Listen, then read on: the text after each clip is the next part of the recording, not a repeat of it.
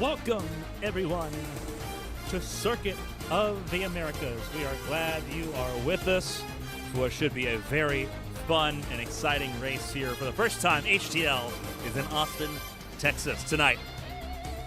65 laps to settle the score. The second road course race of the season. Can anyone stop Rudy Valentin? With some new challengers incoming here.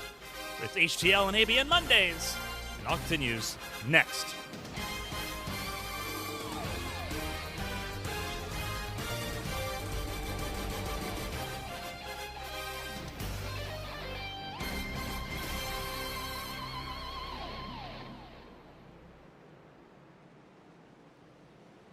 The amphitheater there, center of the Circuit of the Americas, where concerts are held, celebrations are held, where you can see most of this giant expanse just east of Austin, Texas. Very difficult racetrack coming up here for the drivers of the HTL Cup Series campaign. But a lot on the line. You can't just shrug it off. You've got to look the horse in the mouth at some point. Going into this race, Emily Howe leads the way in the points with 373 points. Bren Roberts on vacation last week, missed out, loses the race, the points lead, but only 12. Pacey Wygen up into third. Caitlin Height not present in Talladega, not present tonight either for Circuit of the Americas. So that's a pretty interesting sort of tidbit there to sort of keep an eye on. Not in danger of falling out of the playoff conversation yet. Obviously, the good run of form earlier, the race win at Vegas, helping Caitlin out in that form. But hopefully, the 13 able to be back on track here in very short order to avoid that problem as we get into the middle stage of the summer here. Patrick Oberstadt in fifth, Mo Perry in sixth, Josh Arnold, Christina Ryan are top half of those in the playoff grid. If it were to start today, they'd be sitting pretty well. Zach Meredith, Tucker Sawyer, Dustin Hall, and Zach Apperson, your top 12 is how things sit. It gets a little bit more dicey the further down you go. Eli Sasek, Brady Smith, Bobby Blowers, and Blake Henderson. If the playoffs started today, they would be in. Still a month and a half, at least, of racing before we even get to the playoffs here, so a lot to sort of keep an eye on there. Steven Oberstadt still close to that cut line, 2 points adrift. Alfred Denny is close. In 18th, Byron Jones, John Matthews, Mirabella Viscali, Bailey Thompson, who is not here tonight, coming home from Nashville in the IndyCar race there. In Bailey Thompson's place is Ruby Nekomata, who did 4 races previously in HTL Cup Series competition, now back on the racetrack here as a fill-in for the 27 tonight. Hunter Whitlock, James Wright, 23rd and 24th on the running order here. And then you have Martin Roberg, Elias Flores, Hunter Peach, outside the top 24 with some work to do. Philip Snipes in 28 after a bad race in Talladega a week ago. Dale Markowski, Derek Miller, your top 30. A lot of work for these drivers to do and not a lot of time to dig out of a pretty substantial hole with the races that have been completed so far. Gary Donaldson behind Nick Cressy, Marcus Chafin, Rudy Valentin, who did the Grand Slam in Sonoma a few weeks ago, the last road course we did here with ABN in the HTL Cup Series. 34th with 1 race. Has the ability, if he can complete a Grand Slam again, could jump up as high as 18th in the points if everything went perfect for Rudy Valentin. Again, 2 races in, he has been unstoppable on the road courses here. We'll see if that's the case here tonight. Richard Odie, Blue Jade, top 36 is how that rounds out here. 52 drivers have scored points. Jason Scott, Olivia Pereira, Josh Susie, Kevin Gibney Jr., Casey Ellis, David Smil Jr., DJ Trout, Austin Mongol, DJ Anderson, Lily Frazier, Malachi Tracy, and Mark Parker is your top 48 ahead of June Jimenez, Chad Swatsworth, Tristan Baer, and Carson Lucas, your top 52. Qualifying is underway here. So give you a look as far as who is where right now. Nekomata is sitting in that catbird seat right now in the 27.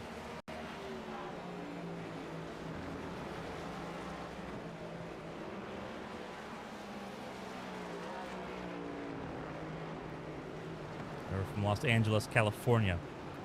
Was top of the board for a moment. Derek Miller just went fastest. Bobby Blowers just behind, went third fastest. So times are dropping pretty quickly here. Here's the Lincoln, Nebraska native, DJ Trout in the 31. Had pedal issues the last 2 weeks. Back on the racetrack in that new-looking Ulti Energy number 31 for Orlando Outlaws. He'll come across our finish line. What sort of lap time does he have right now? 1:36.5 is his best lap time. Good enough for fourth. And then you have one of the rookies, one of the debutantes in this field, Jared Philpott, in the number 5. Unchartered entry, but not in danger of missing the show. We're not going to have 40 cars here in Austin. Sitting with a 1:36.6. He has turned up the jets from practice. Tucker Sawyer is in your top 6.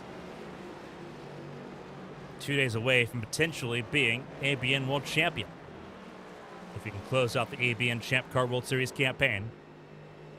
Safely in the top 16 conversation in the points right now, the number 90 running on this racetrack, trying to find a way beyond the third row of the field right now.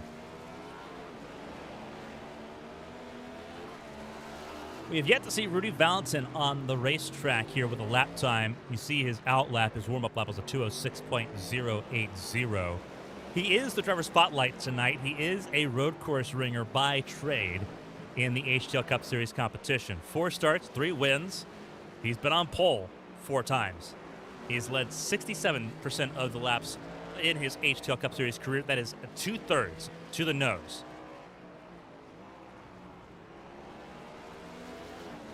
And he's trying to continue that here tonight. We talked about his success in Sonoma. There's a reason for that. He is electric. But he has yet to set a time so far to get on the board. A lot of drivers getting tuned in here. 7 minutes left to go in group qualifying for the Austin 250.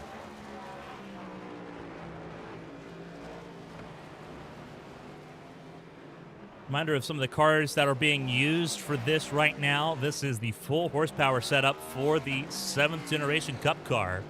750 horsepower, no rear diffuser. You see the lack of that rear diffuser on the back of the 95 car that you're looking at here. The rear diffuser would have a lot of carbon fiber at the bottom of that car. Instead, it's an exposed fuel cell at the back of that car. Softened rear bumper as well, to really mitigate some of the bump and runs we've seen in these cars. 3-inch spoiler, not a lot of downforce in these cars, and that is by design. The front end also more streamlined to make these cars a little bit more difficult to drive, for the drivers to actually put the wheel in their hands and go with it here.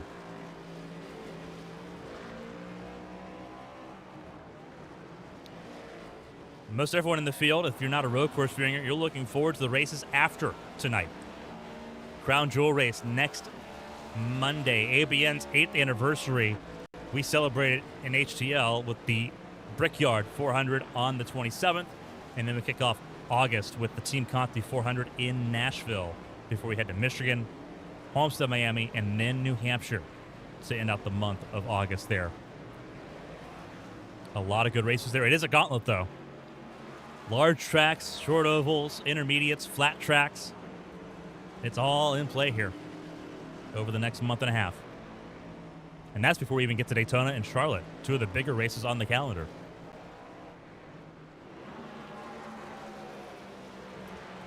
And this is what the drivers are tackling right now. 2.4 miles. This is not the full Circuit of the Americas. This is the shortened Cup course. Not too dissimilar to how they shortened up Watkins Glen by cutting out a little over a mile. Same situation here, cutting off a little over a mile from Circuit of the Americas. 17 corners. This track broke ground in 2010. It hosted its first event, the United States Grand Prix, in 2012. And you see the stages. The stage is very interesting here.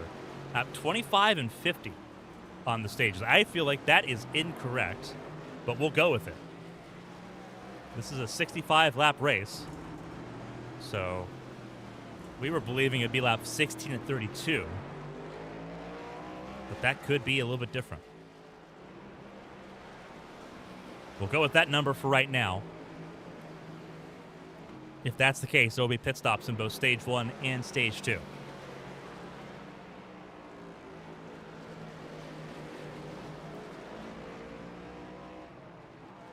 Rivanta now top of the board as he comes down pit lane for a set of tires. 135.8 is the time everyone is chasing down. Derek Miller has had a poor season so far. 30th in points entering tonight. He right now sits second fastest. He has found some pace in that number 18 car for NFG Motorsports. And he just improved again. Closed down to within 0.2, just a little over a tenth clear. 135.9 for Derek Miller. He has come alive here. Ruby Nekomata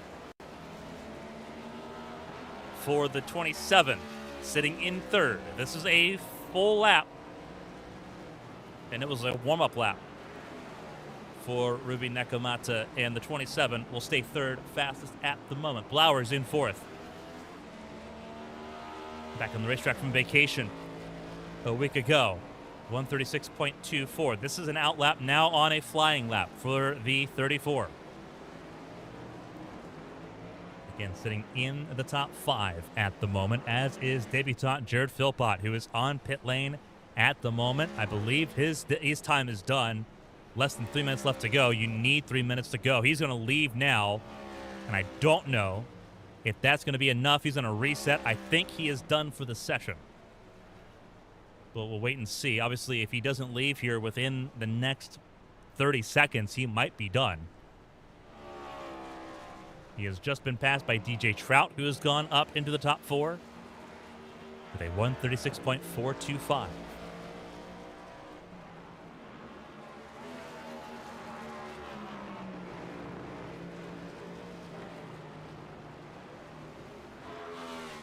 "35 cars set to take part in tonight's event. 27 has set lap time so far. Brendan Roberts, one of those that have not yet set a lap time. He is struggling just a little bit here. And for Emily Howe, she's looking at this saying good, because this gives Emily Howe a chance to extend a points lead that had been in Brendan Roberts' hands for the better part of 2 months. Brendan Roberts took the points lead in Atlanta, the second race of the campaign. We're now on race 8. We've had a couple of bye weeks for holidays, for Memorial Day and for Independence Day weekend. Brendan Roberts has been on top that entire time up until now. Emily Howe right now is sitting in the 9th position. Has some work to do. Not nearly as fast as she was in Sonoma a few weeks ago.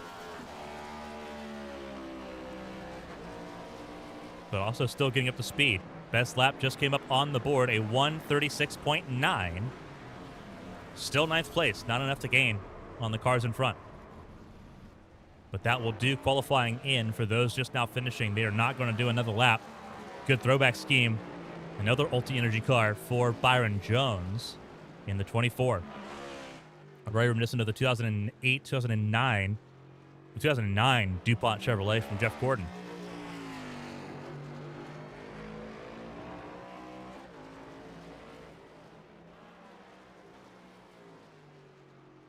Starting grid not far from being set here. 28 cars with lap times on the board. Brendan Roberts, he has time to do 1 lap. If this lap doesn't count,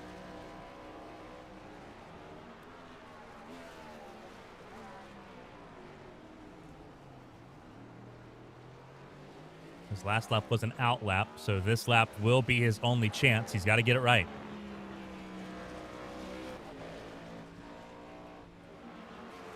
Sonoma was a very physical race, very chaotic race.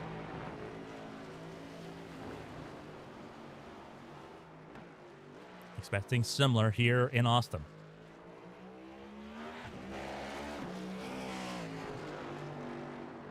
Little too much speed on the exit of turn 8. And around Brendan Roberts goes, he will start near the back of the field here tonight. Couple cars still finishing laps here. Mirabella Viscali, 23rd fastest at the moment, a 139.7 on the board. A lot of drivers finding time from the opening of practice into qualifying. Everyone having the extra time to run laps here. Typically in HTL qualifying, it's solo with 1 lap. Here, it's group qualifying, and you can run multiple laps. Some drivers ran up to 10 laps in qualifying. Pacey Wygent ran the most. Viscali Last lap to make something happen here in qualifying. Was it an improvement? It might have been. It was not. 2/10 shy. Will stay 23rd fastest. No one behind improving. Tucker Sawyer just finished his lap. Did not improve on that. Stays 7th. And Rudy Valentin, he is on a slow crawl. He is your pole sitter for the second time this season, trying to go for another Grand Slam. It's only happened once before. Dustin Hall did it before ABN started broadcasting back in Season 2, the Brickyard 400. Up until Sonoma this season, it had not been done since. Rudy Valentin, a Grand Slam for those that are following along. Pole position, win both stages, lead every lap, and win the race. That is an HTL Cup Series Grand Slam. Dustin Hall did it at the Brickyard 400 back in Season 2 when there were only 20 cars. Rudy Valentin did it with 36 in Sonoma, trying to do it again with 35 here in Austin. He's got a good start for that to happen right now, but new challengers have emerged. Derek Miller, his best starting position in HTL in his HTL career, sitting on the front row.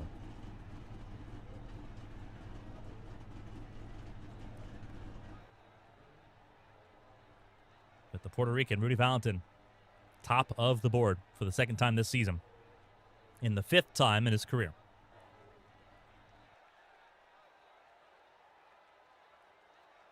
With that, qualifying has concluded here at Circuit of the Americas. Everyone will have a 5-minute warm-up period to get up to speed.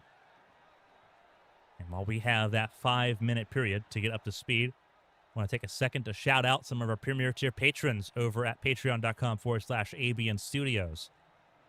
These Premier Tier Patreon subscribers have been supporting us now for multiple months across the board. Trade-Ups Logan, Dogman2935, Eli Sasek, Jason Scott, Alfred Denny, Weekend Hobby 22, Philip Snipes, Tyler Head, B-Dogs, Colin McDonough, Blue, KJ Gibney, J-Paw, Jake Potak, and June, the most recent Premier Tier subscriber on the board. If you want your name shouted out loud on ABN broadcast, or if you want it included on the little ticker at the bottom of your screen, we have both tiers of Patreon subscribers, Premier and Plus, at the bottom of the screen. The QR code or the description if you're watching on YouTube, available to jump in and get involved. We appreciate everyone that supported us so far here on ABN. Our 8th anniversary on Sunday the 26th. And all the Patreon subscribers we've had so far this year have been a huge, monumental part of that success and part of why we're still going here, despite everything going on over the last 7-8 months. But a huge shout out to all of them tonight.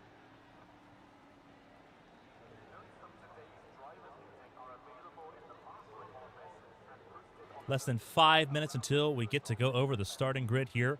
We're going to step aside for a hydration break. A word that everyone is very familiar with after the World Cup here the last 6 weeks.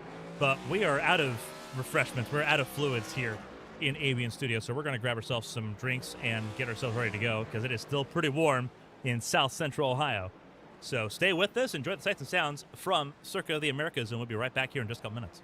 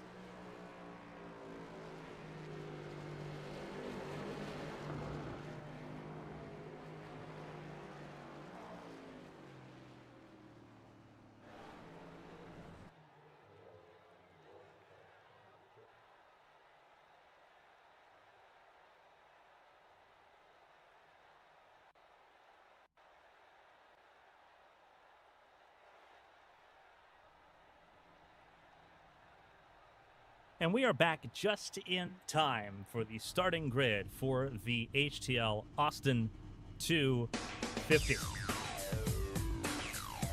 Rudy Valentin and Derek Miller on the front row here. Valentin's second pole of the season. Derek Miller's best qualifying effort in HTL in his career. He'll start front row alongside, applying pressure to that 95 early here tonight. Ruby Nekomata sitting in row number 2 alongside DJ Trout. Nekomata, 5th start in the Cup Series in her career, filling in once again for Bailey Thompson in that second row. DJ Trout back after 2 weeks away with a pedal issue. Bobby Blowers and Jared Philpott in row number 3.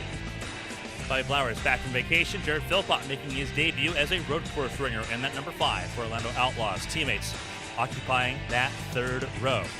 Tucker Sawyer on the verge of becoming ABN World Champion for the first time in his career on Wednesday. He starts alongside Cade McKee in row 4. Emily Howe and Eli Sasek, they make up your top 10. Former world champion of ABN, Emily Howe. Eli Sasek, a race winner here in HTL, multi-time race winner in the ABN Champ Car World Series, trying to gain some points, very valuable points, and starting in a good spot tonight from that 5th row. Row 6 is where you'll find Byron Jones and Josh Arnold in that row. Nick Cressy and Dustin Hall starting in row 7, 13th and 14th on the grid. Pacey Wygent and Elias Flores in row 8. And then it's Martin Roberg and Patrick Oberstadt, row 9, ahead of Mo Perry and Zach Meredith. Zach Meredith, a big fan of this racetrack. He'll have to work from 20th on the grid. John Matthews, Christina Ryan, row 11. And then Mirabella Viscali and Malachi Tracy, his second race on the outside, row 12, alongside Viscali. He was hoping for a little bit better than 23rd on the grid. Philip Snipes, where he thought he would be, he's alongside teammate James Wright for Arrowhead Racing in that 13th row. Del Markowski, Richard Odie, the 3rd, sitting in row 14, 27th and 28th, be with the last 2 to set lap times in qualifying.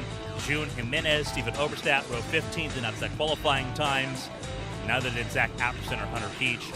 They will start in the back of the field. So will Bren Roberts and Blake Henderson. And then your last car running, 35th, Jason Scott rounds out this field of 35 here in Circuit of the Americas. 64 laps, 3 stages, no cautions. It's almost time for us to go racing here at Circuit of the Americas. We are glad you're with us for HTL on ABN. It's time to get this show on the road. Valentin, Miller, your top 2, Nekomata and Trout. Get us going. We're underway at Circuit of the Americas.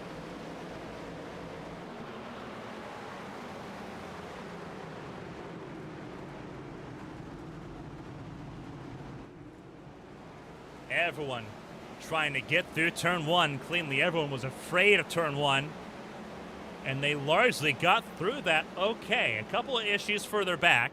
Markowski starting from pit lane. But other than that, everyone largely okay there. Jason Scott got a couple spots there on that initial start there into turn 1.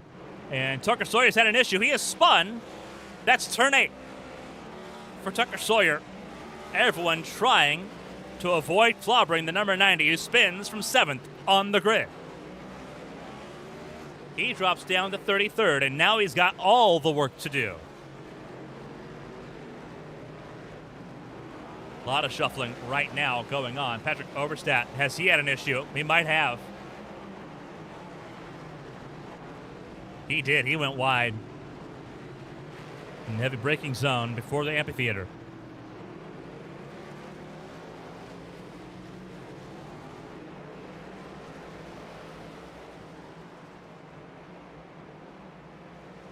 Around to complete the opening lap of this race. This is Trout attacking Nekomata. Ruby with a huge lockup in the 27. And that's when it gives Trout a chance to dive for 3rd into turn 1. Going up the hill, inside lane. If you can keep it nice and tidy, is a pretty good place to be. Blowers is in the mix as well in that number 34. And Ruby goes wide, loses 2 spots in that corner, drops to 5th. Philpott steady in 6th.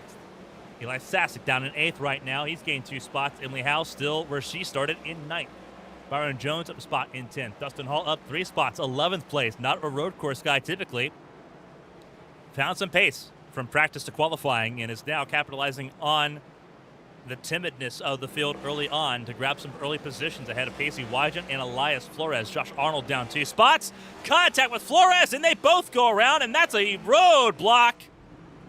Matthews got a piece of it, and it does clear up before a caution has to be thrown. But contact there between Flores and Arnold in turn 8. Sorry, in turn 7. Now they're in turn 9, which is where Patrick Oberstadt went wide to begin with. Henderson in trouble. He was not looking forward to this race, and there's a reason. He has already spun out. That is out of 8 towards turn 9, and he drops back down to 32nd.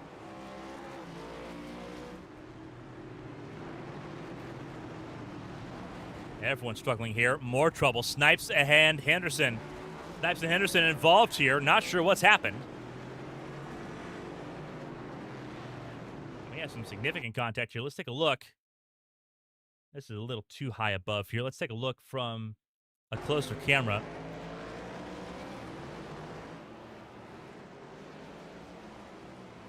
Heavy on the brakes for Snipes. Henderson was just trying to take the corner and got clipped. I don't think it makes his day any better.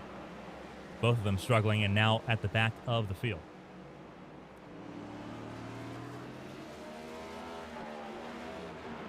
Derek Miller just set the fastest lap of the race in pursuit of Rudy Valentin. What we couldn't see from Miller in Sonoma, we're seeing from him in spades right now here in Austin. Over almost 5 seconds the gap. Valentin, a little bit of a wheel hop there, had to get out of the brakes and really kind of ride through the corner in turn 9. Trout under a lot of pressure. There's Ruby in the 27. Blowers in the 34 car in 5th. Philpott in the 5 and 6th.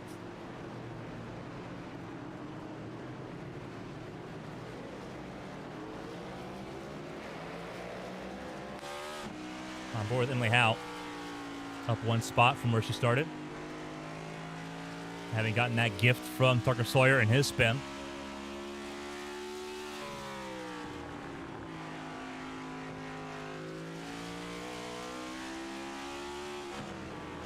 We're on board for a lap around the Circuit of the Americas with the ABN on Patreon on board here. A little bit of a wheel hop there. You saw the slide and you saw the fishtail. Emily trying to keep it under control. Up to 161 miles an hour into turn 1. Turn 1 narrows up. It's a very wide entry to turn 1, but it funnels down pretty quickly through turn 2 and then through the S's you go.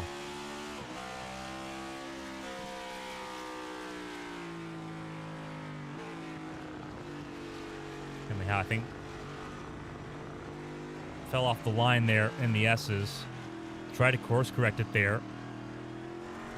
Cut it a little bit too close to the tire barrel for turn 7 through turn 8.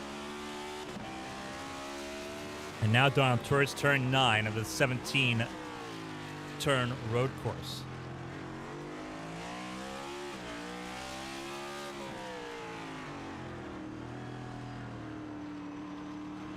This is what they're dealing with through the amphitheater, based off of the Hockenheim ring.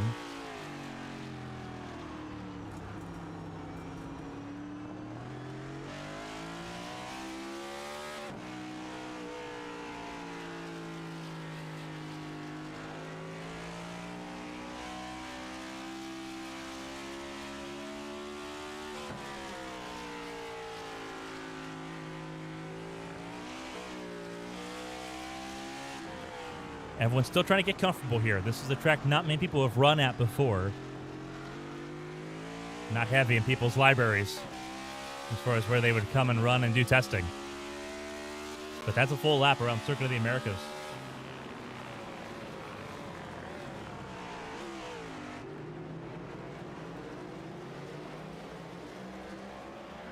We talk about weather a lot here.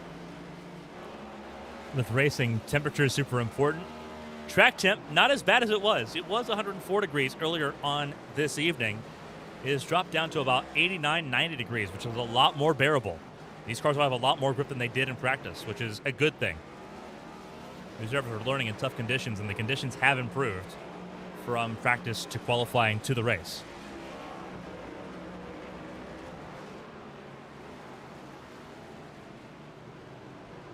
Huge dust-up of positions here. You see this conga line from really 13th on back. Roberg, Cressy, Ryan, Sawyer, Meredith, Flores, Roberts, all in this group, and others. Some struggles going on at the moment further back. James Wright had a little bit of an off-track moment. So has Mo Perry. Mo Perry now down in 24th position. Had to get back on the racetrack, but I think is carrying a little bit of damage on that 97. If I saw correctly there, I think it was just the chrome, the blue metallic chrome on that 97 car deceiving me just a little bit. That car is not damaged. A lot of runoff here, but there are some close calls, especially in that interchange. Turns 7 and 8 is where it gets really spicy. So Mo Perry now down to 24th after his off-track excursion. Martin Roberg is the gatekeeper to the top 12, sitting in 13th place. It is a decent haul. 7 seconds adrift as Roberg goes sliding and will lose that 13th spot. Now it's two former ABN World Champions battling for that 13th spot. Christina Ryan thought she was going to start and park this race. Still might. But right now, battling for a good position, sitting in 14th place, trying to chase down Nick Cressy in that 13th position. Cressy goes really wide. Christina Ryan keeps it tight and narrow on the apex, and Cressy almost spun it, had to get out of it again. Here goes Sawyer. And the champ car trifecta are together for positions here, and Cressy loses out to both. Stays ahead of Meredith. Meredith up to 16th place. Bren Roberts up 15 spots to 17th. He is on a hard charge at the moment. Couldn't set a qualifying time to save his life. But it comes race time, he is good to go, and you're seeing that right now from the number 8. Lost the points lead, does not want to lose too much more beyond that.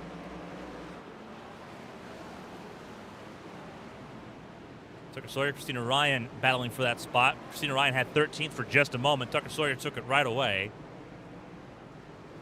But very familiar faces with each other on multiple race series here.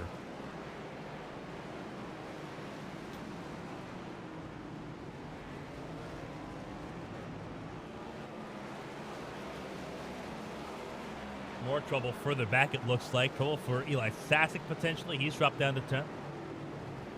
Richard Odie's had a huge moment, and he's actually towed to pit lane. We'll see if we can get a replay of that in a moment. Blake Henderson on pit lane as well. Cressy goes wide. Ryan goes wide. Just about everyone goes wide at turn 9. No, sorry, that's not turn 9. It's turn 16. The concrete jungle, the asphalt all over the place. It's a parking lot. Difficult for us, and we have the vantage point. They don't have vantage points. It's very easy to lose track of what corner you're on. Cressy attacking Meredith, forcing Meredith to go a little bit wide, but Meredith keeps his foot in it and stays in that 16th spot, or in that 15th spot. Cressy in 16th, under pressure from the 8 of Bren Roberts and from Elias Flores sitting in 18th place right now. But right now, Sawyer and Christina Ryan using the chance to start to run away a little bit from this group as things sit right now. Brie Valentin's opened up a 2-second gap on Derek Miller, but Derek Miller still sitting comfortable 4 seconds adrift of DJ Trout at the moment. As you watch this group just outside the top 10, battling over top 15 pieces of real estate. That's Flores battling with Nick Cressy at the moment. Flores in the 99, Cressy in the 20. Apperson in the 4. And then the 12 of Josh Arnold. And then you have June Jimenez. And the 11 battling with, I believe, if I look back, that is Martin Roberg. That's where he recovered to. Roberg in 22nd. And they are battling pretty hard here. Josh Arnold, remember, he was involved in an issue on lap 1 with Elias Flores and with John Matthews. Matthews down in 28th now. So he's had further issues. Flores and Arnold have recovered overall fairly well. More issues for James Wright. He's been having brake issues all day through practice and qualifying. And he's having more of those issues right now. You already see all the debris, all the gravel on the racetrack from drivers going wide.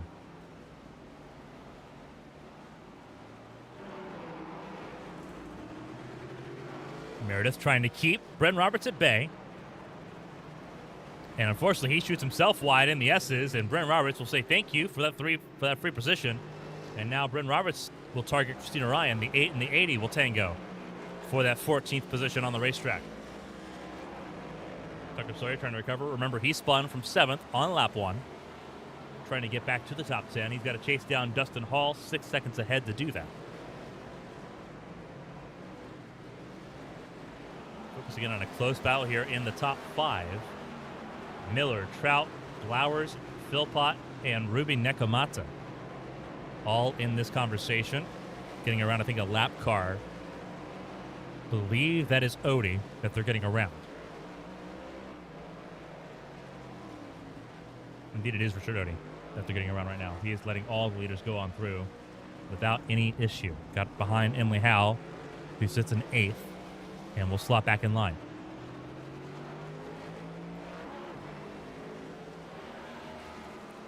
Again, a reminder, I don't know how accurate this is. Lap 25 and lap 50 for the stage breaks is what we're being told. So that's what we're running with at the moment.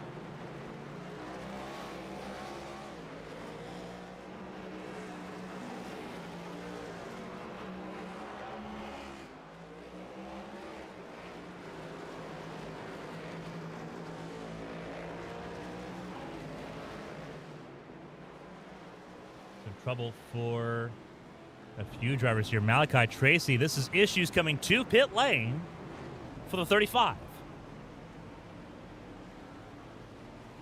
Matthews was coming down pit lane. That's the other car we saw.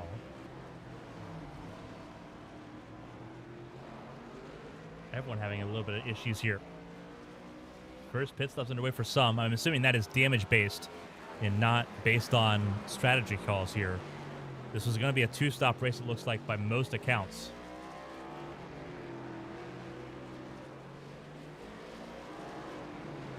Here we go. Blake Henderson back on the racetrack, so all 34 that took the green flag are still rolling.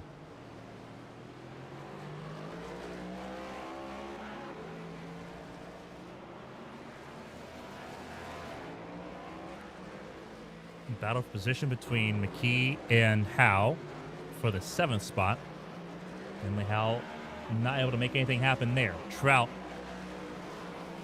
not far from his teammate Bobby Blowers. Blowers and Philpott also close in tango. So the Atlanta Outlaws gang, 3rd, 4th, and 5th right now. But they are legions away from 1st and 2nd of Valentin and Miller at this particular point in time.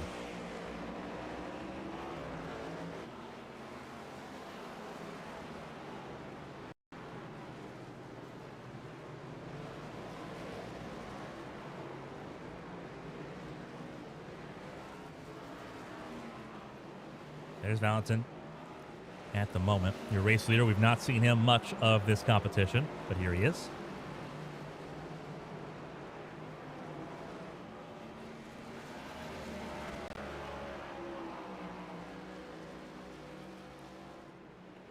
Away at the moment, his best lap, a 136.3. He's in the 147s at the moment. Compare that to Derek Miller. He was in the 138s. He has the fastest lap of this race, a 136.2, but he's not been able to maintain that pace quite so much. But being able to sit 4 seconds clear of 3rd place gives him a buffer at the moment. He has some room to play with here. 30th in points going into the night. He needs a result like this if he can hold on to it, and he needs the stage points that go with it. Without leading a lap, you could gain some significant points. If he holds on to this position and grabs 2nd place in both stages, that is 68 points total. And that helps him significantly. And he came in with 93 points entering this race.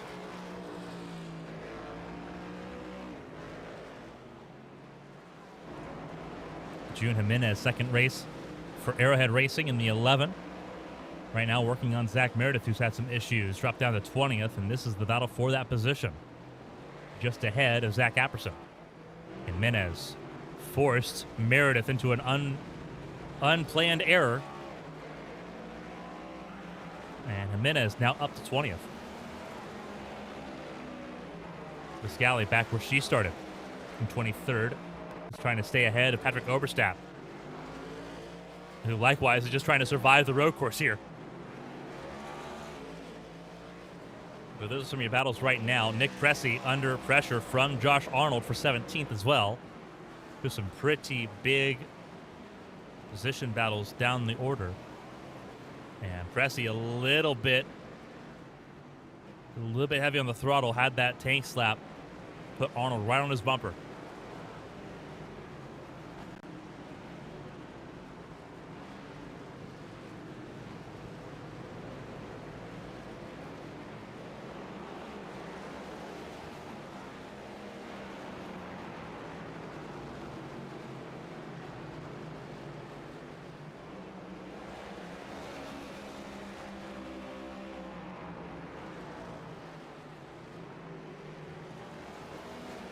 Christina Ryan sitting up the road there in 15th place.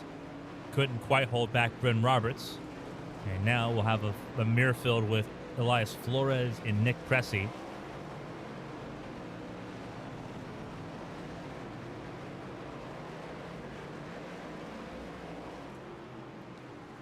This battle for third continues to rage on between Trout, Blowers, and Philpott.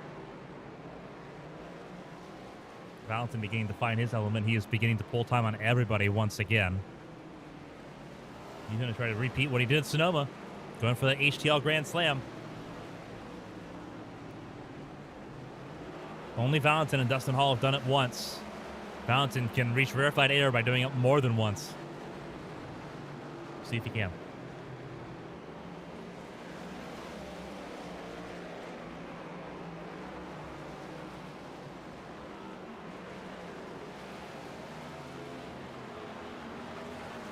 Saw that wiggle from the 34 of Blowers. He almost lost it the same way Roberg did a few laps ago.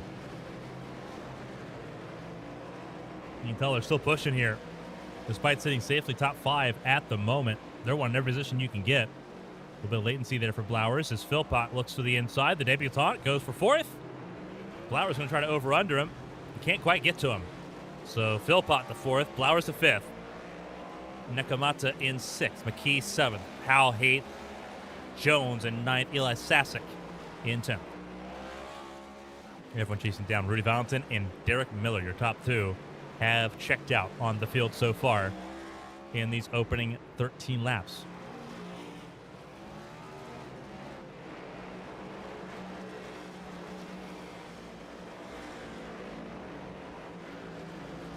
Reading some of the chat messages here. James Wright complaining of physical pain. He has struggled in this race so far. I believe he has parked it. Hopefully everything is okay with James Wright on that front. He has parked it. He is done for the day. He is the only retirement in this race so far. Alfred Denny watching from the sidelines, not taking part in the race here. Took part in Sonoma and said, I'm good. Said that it looks like a lot of fun for drivers that know what they're doing. Alfred Denny assuming that he does not know what he's doing and decided to just play it safe. I would say with how this race has played so far, wouldn't be a bad place to be, Al. Olivia Pereira from the trip home from Nashville saying the stages might be 20 and 40.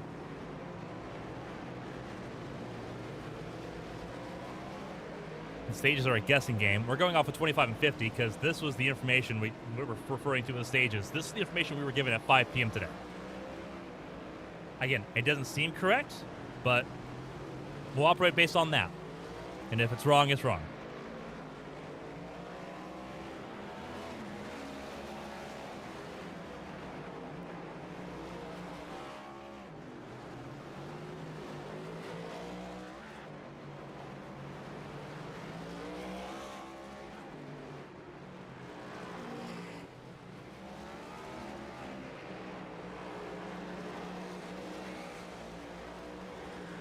Looks like John Matthews is retiring as well. He just retired. He just joined that list, so John Matthews now out. And we'll join a list with James Wright. Malachi Tracy still on pit lane. Going to try to get back on the racetrack. It looks like the 35, so not a retirement for Malachi Tracy.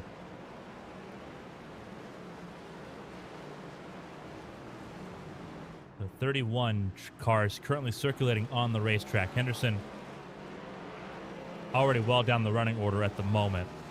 Not having fun. Very, very similar to Daytona earlier this season is where he's feeling the vibes right now. And Sonoma, for that matter, was battling for 21st with Zach Meredith in that race.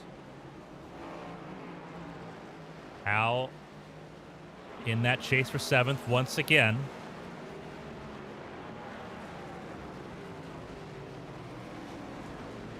Cade runs a little wide, locked up just a little bit.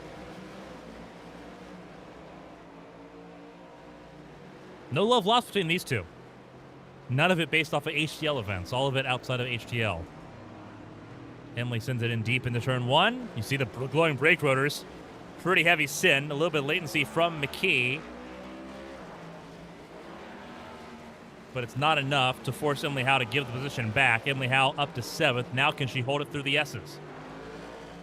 And the next question, can you catch up to Ruby and DJ and Bobby and Jared Philpott, the debutant?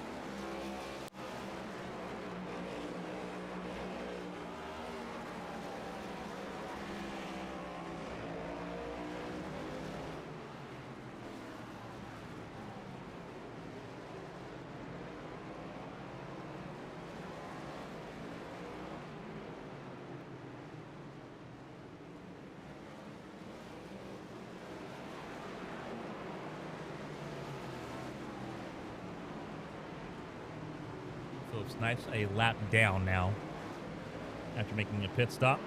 Not part of this position conversation. Also not going to impede his teammate on that one.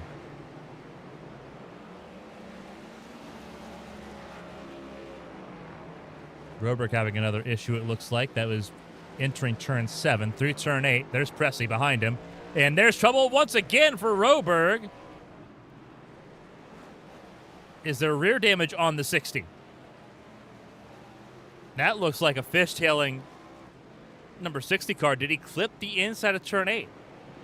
He might have. Could have bent the toe link, and if so, that's a lengthy repair. He is crawling right now. Something seems like it might be amiss on that 60 Chevrolet for Orlando Outlaws.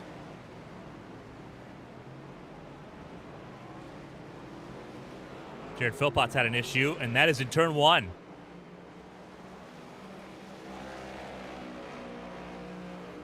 What has happened to Jared Philpott? Is it just running wide on the brakes here? 100% it is. Runs wide, and then I think he gets a little help. Yes, he does. A little help from your friends. Blowers went in deep as well.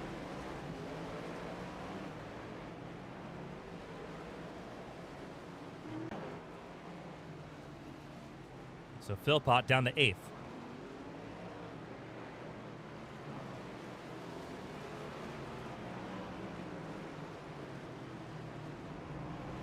Christina Ryan ahead of Mirabella Viscali. That is 18th now. Christina Ryan had an off-track moment as well not too long ago. Roberg down pit lane.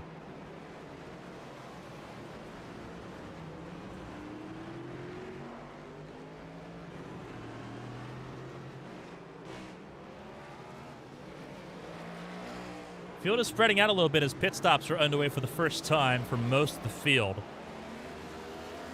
This is DJ Trout ahead of Ruby Nekomata.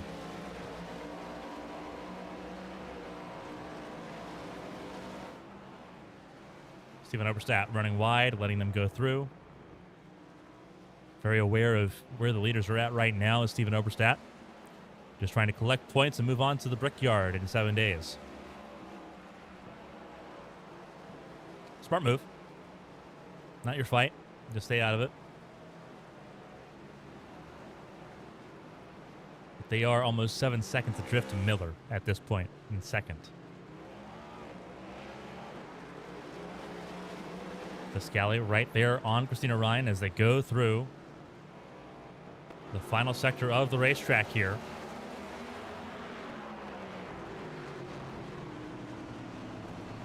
Through the last corner, turn 17.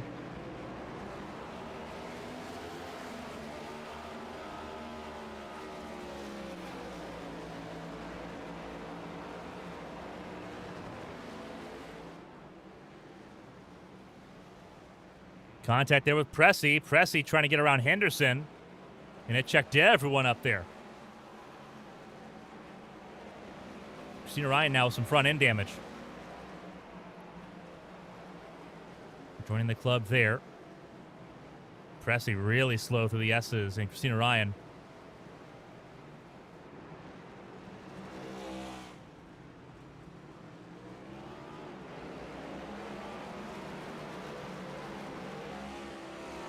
Hot on his tail.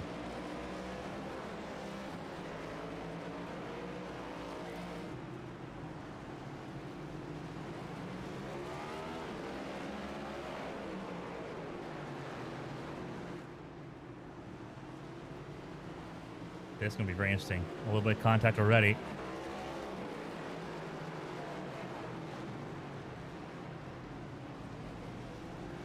Sending him wide.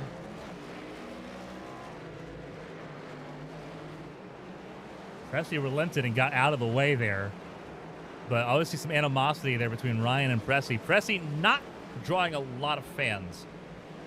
A lot of friendly fire in Talladega a week ago. Wrecked out 4 Arrowhead cars in Talladega, which was a bit of a foul move. Arrowhead justifiably upset by that decision. On top of Pressey's issues at Vegas and at Kansas and at Phoenix.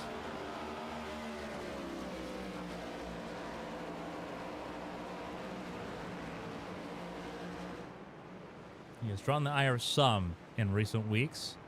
And Christina Ryan now adds to that list. Jimenez not far behind either. Mirabella Fiscali came down pit lane, said, I don't like what I'm seeing here, and bowed out of the fight. June Jimenez, first race, still under the Arrowhead umbrella, but now for the newly formed Sablier Racing. As the team had its maximum amount of charters, they had to form a satellite team for Jimenez. And Christina Ryan's in the fence. Went wide, turned 7. And knows it into the tire barrier. Is that damage on the 80? That might be day done. I'm going to argue it will be. Would not be surprised in that situation for Christina Ryan. Was not enthused about being here in Texas to begin with.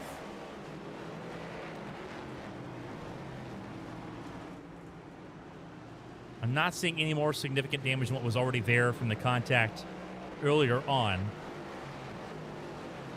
I think it's more a frustration thing than anything. Locking up there in the amphitheater.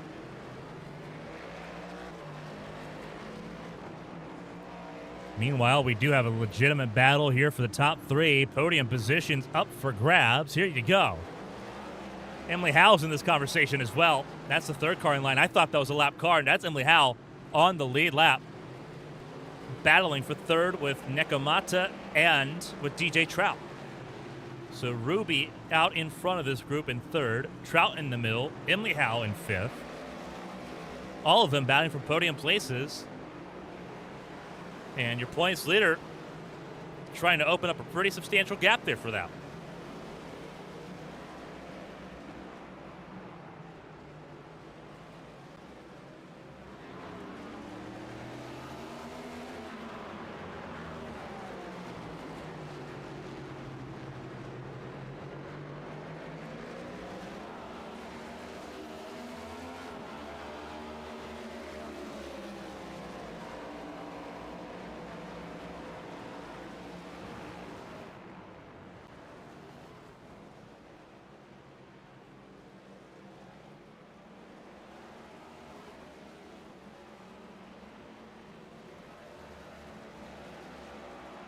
Ryan still on the racetrack in 21st, so it's not come down pit lane just yet. We'll keep an eye on that as the retirement list does begin to swell. Malachi Tracy is done for the day.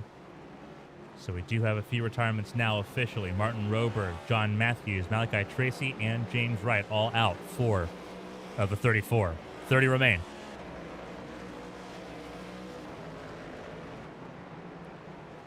Everyone trying to go a little bit longer here. It looks like a 2-stop race for most everyone, though. Question is, when do you make that stop? Howell got around Trout. A little bit of a nutmeg through turn 9. Emily Howell over-undering on the brakes into turn 9. Get through, and now it's chased down. A very familiar face. Los Angeles native. Subbing in for Bailey Thompson, sitting in third. Ruby Nekomata. Try and hold on for a podium position here in Texas. Emily Howell will try to close in and look for another podium. Finish on the podium in Sonoma. I'd like to go for that again. Further back, a little bit of a battle here between Josh Arnold and Elias Flores. They've been near each other all race long, including a little bit too close for comfort on lap 2, when Arnold and Flores made contact and resulted into a half spin for both. That also collected John Matthews, who ended up retiring for a different issue altogether. But here they are. Josh Arnold getting through the Mississippi native ahead of the Oakland native, as they battle for that 14th position. They're both pretty high up in the racing order, so if they can hold on to this, I think, is a pretty good day for both. They just got to hang into it here, and there's still a lot of racing left to go.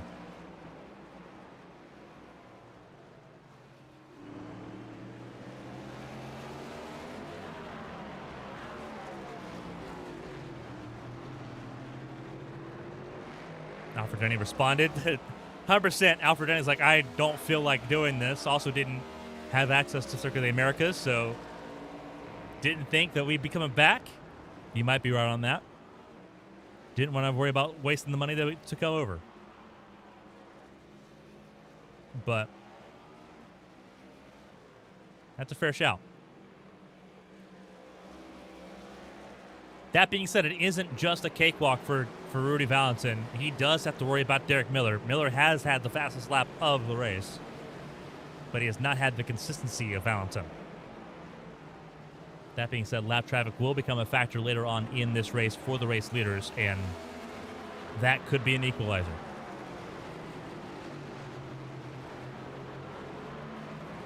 Apperson in pit lane right now goes a lap down, trying to stay ahead of Mirabella Viscali. There's Mira right now,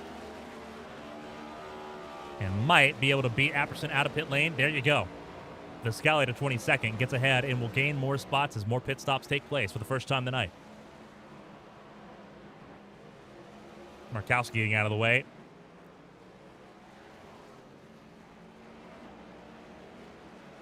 Markowski a lap down to Viscali here.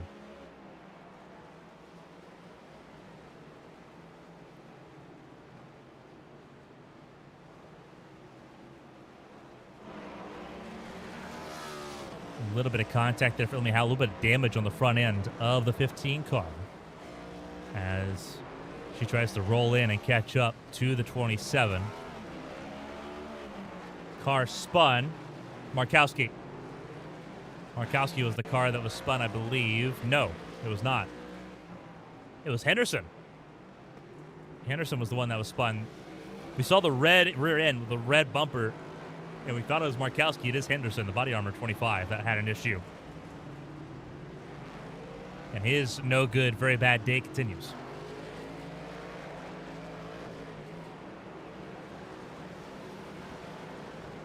And Henderson drifts wide in the quad apex turns in the final sector. Viscali goes on through. And unpleasant words on that radio for the 25 camp. Not because anything terrible has happened with other drivers, but just because Henderson's not having a good day behind the wheel of the 25.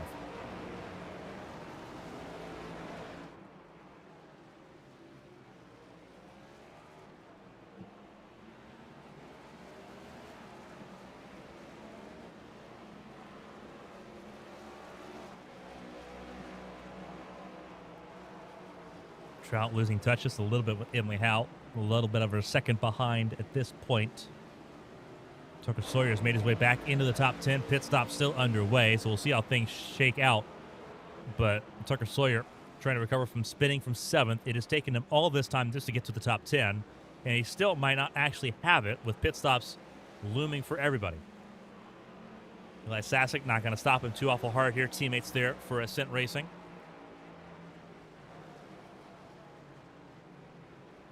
That's like very clear the hierarchy when it comes to road courses and where Tucker Sawyer is at on those road courses. Getting around Steven Oberstadt. They both will. Oberstadt stays predictable, and it works out pretty well. So that's 9th and 10th for the Ascent cars that are not Rudy Valentin right now. Byron Jones on an island right now in 8th. 14 seconds clear of Tucker Sawyer, but 10 seconds behind Jared Philpott. I think he will take a quiet and effective point stave, though, especially after the events of what happened at his home racetrack in Phoenix, where he DNF'd 5 laps in. He'll take more races like these where you can quietly gain points and move forward here. Outside the top 20 in the points.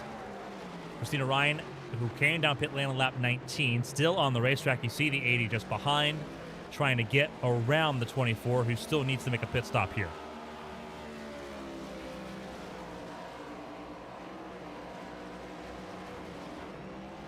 Battle between Dustin Hall and Zach Meredith for 15th. Underway at the moment. Meredith has yet to come down pit lane. Dustin Hall has come down pit lane already. And Dustin Hall, likewise, could end up in the top 10 position after this first round of pit stops by the time it's all said and done. Undercuts are very valuable here at the road course. The longer you go, the more difficult it is to make that ground back up later on in the race.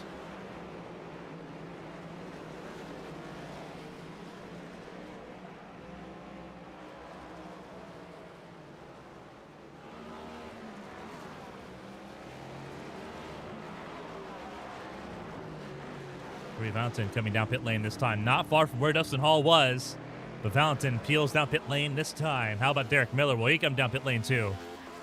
Or is he going to take away the Grand Slam? He's going to take away the Grand Slam. He's going to lead a lap here.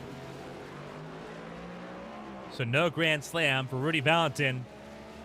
Derek Miller, for the first time, will lead a lap in HTL Cup Series competition.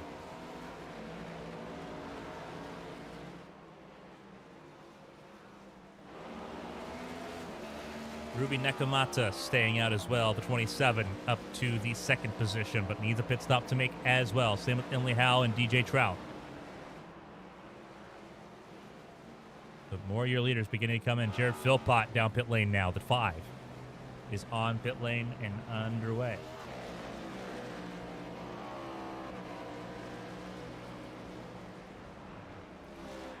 So Miller is your new race leader.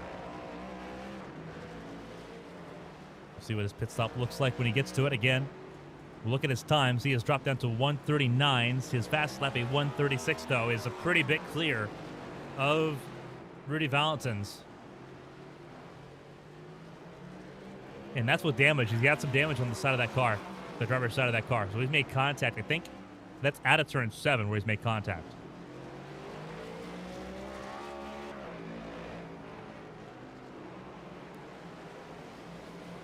He is out in front. Miller, Nekomata, Howe, Trout, McKee, your top 5. And Miller comes down pit lane this time by. Remember, stage, according to the information that we have here, stage is supposed to end at the end of 25. Ruby comes down pit lane from this position, and I'm assuming if you're coming down pit lane, the stage is already over. Emily Howe down pit lane, so I'm assuming stage ended on 20, and they just went long. DJ Trout stays out.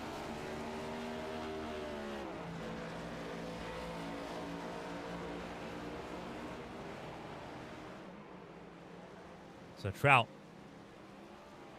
out in front right now. There's Valentin. He has already had a pit stop. He is less than 6 seconds away from the race lead once again. Jimenez is lapped on merit right now, sitting in 19th position. And would be the first car a lap down once the pit stops cycle through.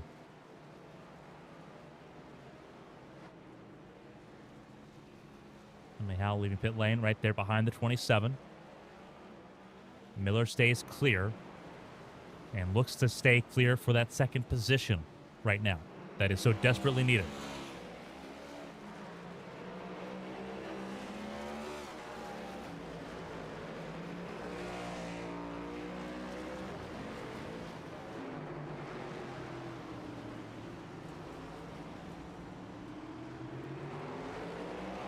Do these cars come down pit lane? That is a big question to ask. Or do they stay out an extra lap? Valentin's less than 3 seconds away, less than 2 seconds away on those fresh tires. And there he is, bottom of your screen. And down pit lane. Both of them come, and Valentin re-inherit the race lead without batting an eye. Gained up pit lane early once the stage was over. And now it's back to business as usual for the 95. Byron Jones also back down pit lane. Miller in second.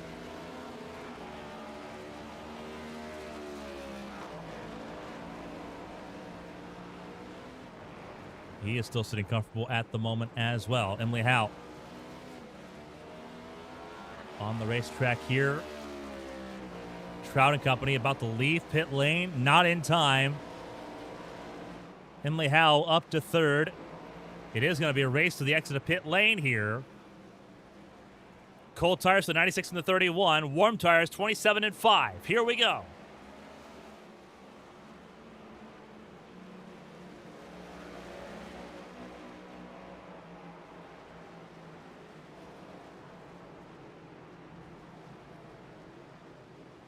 Not a great exit lap for the 27. Ruby going to try to get around the 96 here. Turn 9, and next good opportunity to do so.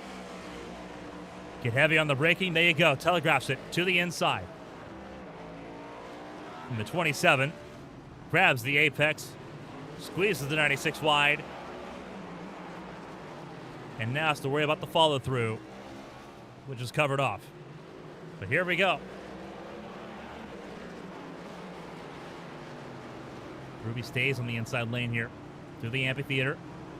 Cade goes wide. Ruby stays on the quarter panel. And here goes Philpott. Ruby gets loose. And Ruby still slides it. A little bit of Formula Drift outside of Long Beach. And the 27 loses 4 spots. Just went a little offline and dropped from 4th to 7th.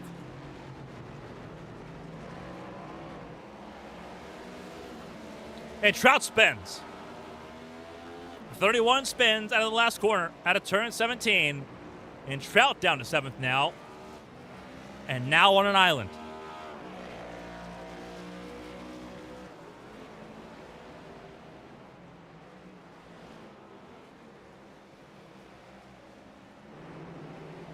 Dustin Hall not far away from Tucker Sawyer. Sawyer getting around the number 1 machine. 4-lap difference on tires in favor of Sawyer.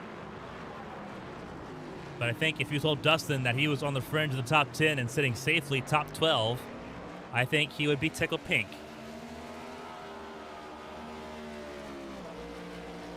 Not known as a road course racer by trade, he's having himself a pretty good night. Off of his win in Kansas a couple weeks ago. Having himself a pretty good time right now.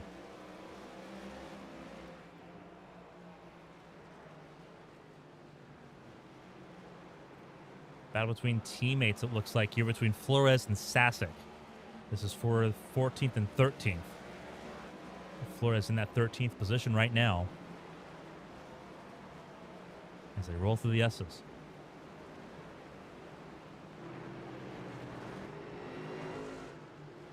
There you go through turns 7 and 8.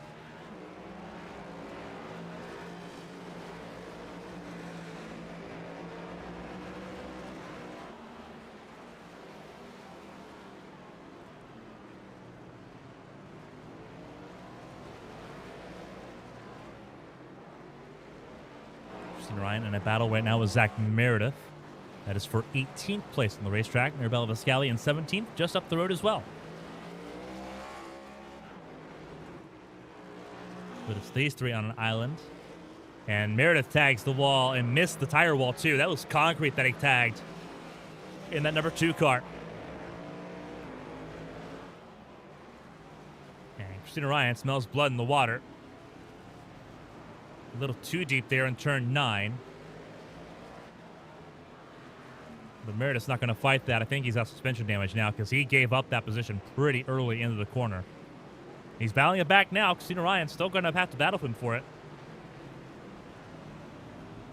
They are a lap down to Valentin and Miller. Emily Howell just behind them right now. Just up at the top of your screen.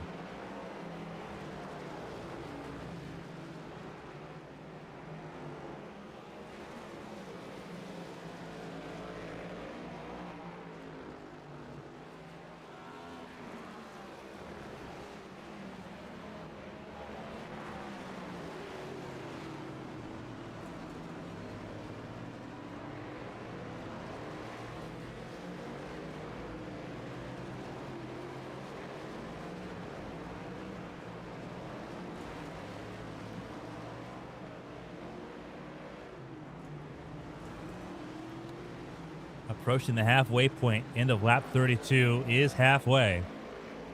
Here in Circuit of the Americas, teammates once again duking it out, but this time, Josh Arnold has come to the fray. 12 car is in the conversation now.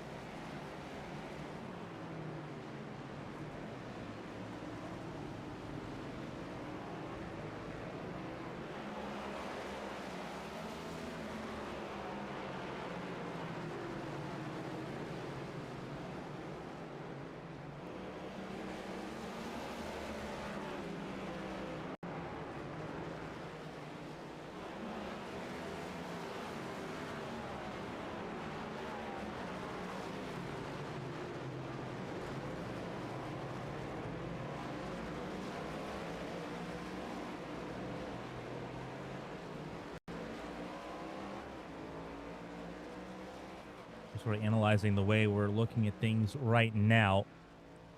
This cluster right now, the closest cluster on the racetrack. As Henderson gets out of the way for those battling for position on the lead lap at the moment. We have this battle for fourth going on as well. The key with latency. Philpott trying to chase him down. The status quo mostly for those right now. Sasek in the middle of a sandwich, and there's a lot of cars around him right now. That is Wygant with him. And they've caught up to Wygant here.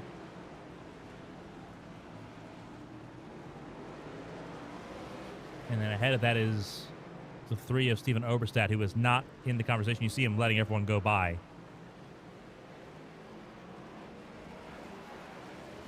Steven Oberstadt, when he's on it, he knows it, and he's good. He's outstanding. The 3 car and Beagle Denny Racing are electric to watch. When they're not on it, and tonight is just not their night, they know it, and they know how to get out of the way.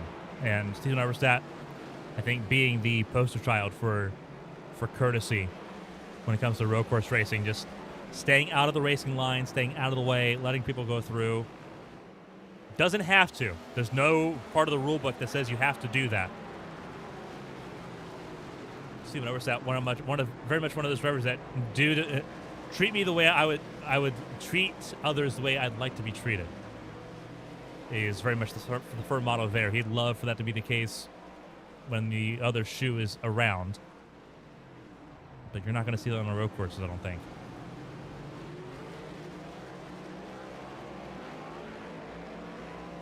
Oberstadt is 22nd at the moment. So not doing too bad, Steven. A little bit of a hiccup there for Pacey Wygant. Had to cut through the S's there. Got a slowdown for that. So he's going to lose some time, I think. 3 Ascent cars in a row. Wygant not having a great time right now compared to Flores and Sasek. They feel like they're on fire. Wygant just feels like he's under attack. And Josh Arnold trying to pick off all 3 of them. Pretty good 4-way scrap between these drivers at the moment, as there goes Josh Arnold. He picks off Sasek. Grabbed one. And there's Rudy Valentin about to put all 4 of them a lap down. Sasek gets back around for that 14th spot. And the race leader is going to be hard at work here.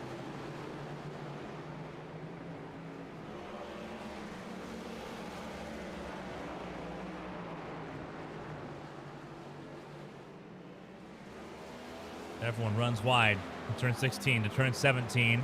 Valentin to the inside lane. Arnold has to run wide. Trying not to lose too much time to those he's battling with, because that's 3 spots. That's a good jump to 12th if he can get to it. That's what he's working on. He's got the pace to do it. He's just got to pick them off and actually get around them and stay around them. And that means also right now battling the 95. Valentin's not in a lot of pressure at the moment. 16 seconds the gap to Derek Miller. So he's not in a hurry, per se. If Miller was within like 5 seconds, yeah, it might be get up and go time. Right now, that is not the case, and Valentin knows that there's a lot of position battles going on right now.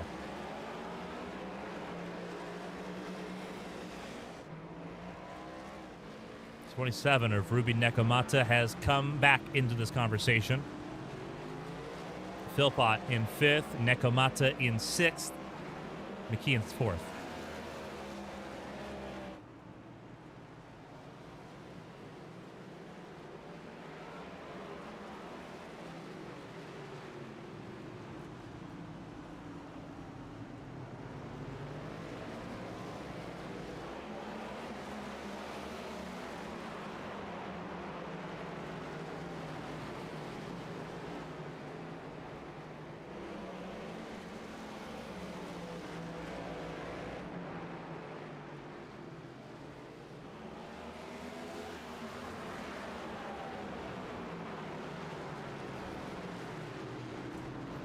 Whoa! A little bit of a hiccup there. He's sitting on Elias Flores and paid for it. Josh Arnold went for a wild ride there in the last corner.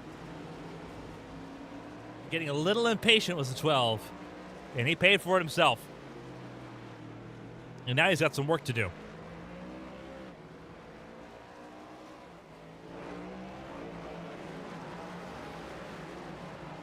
Three a battle for the 4th position. They have lost touch with the podium. Now battling amongst themselves. Not for gold, silver, or bronze, but iron.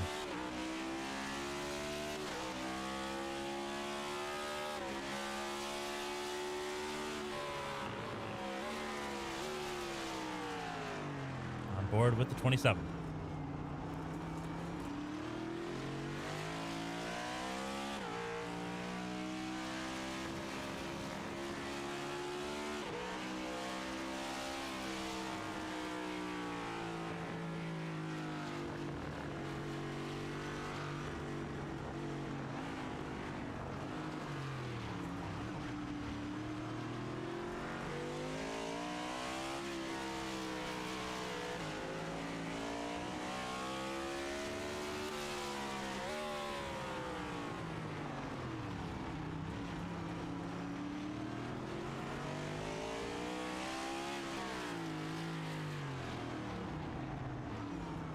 A little deep there for Ruby.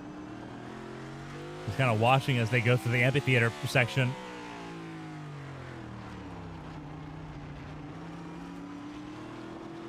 I almost get myself leaning in the direction of the turn.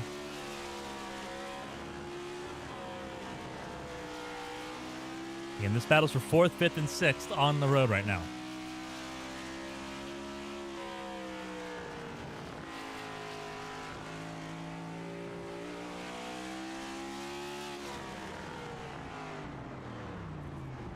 On the brakes in turn 17.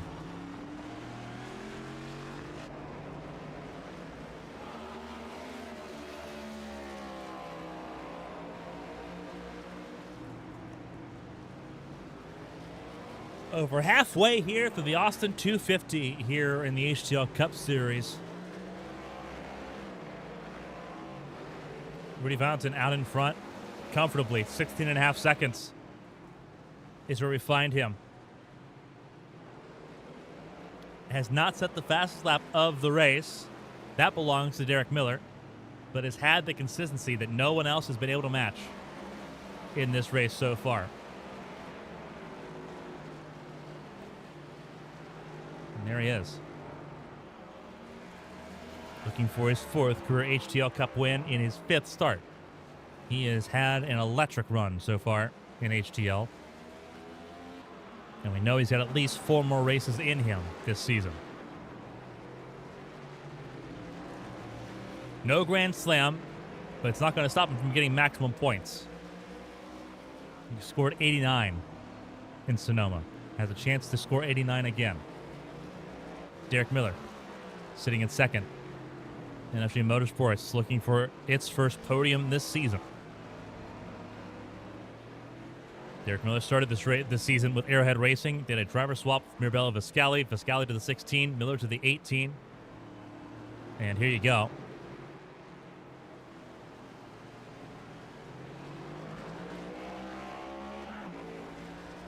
Miller now sitting in a pretty decent spot right now.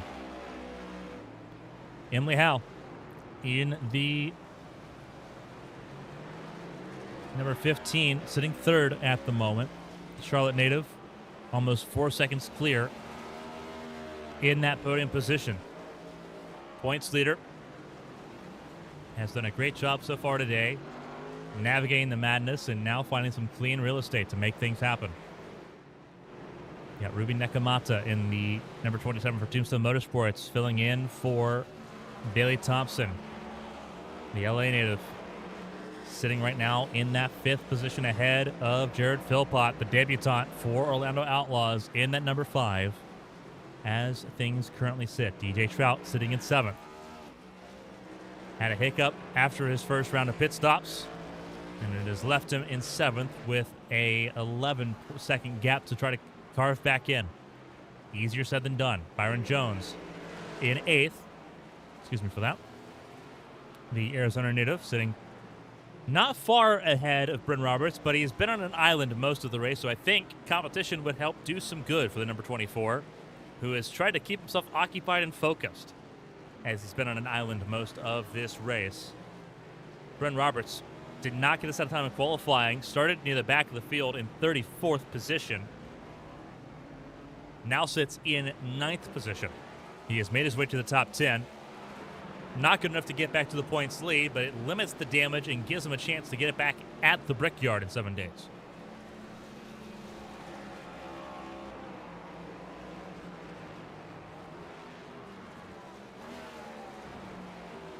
Your top 10 right now earmarked by Tucker Sawyer, who calls Circuit of the Americas home as well.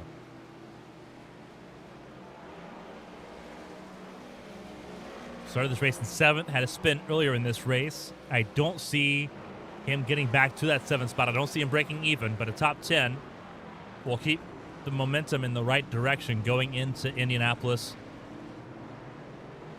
in a not too distant future. A little bit of a hiccup there. I believe that was Jason Scott in the 91. It was the 91. 21st had a little bit of hiccup there, had an Apperson and Philip Snipes. A lot of lap traffic here. We'll talk about them in a second. Dustin Hall, not really that close to Tucker Sawyer, but I think that's fine. Last car on the lead lap.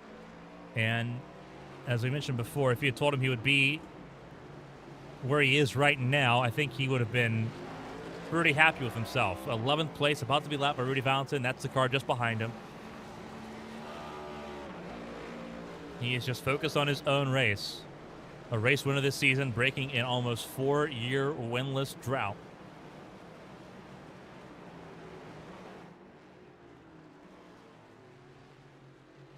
He is just keeping himself above water through this race and getting himself ready for Indianapolis, where he hopes to be in contention to win another race at the Brickyard. Grab that crown jewel for a second time.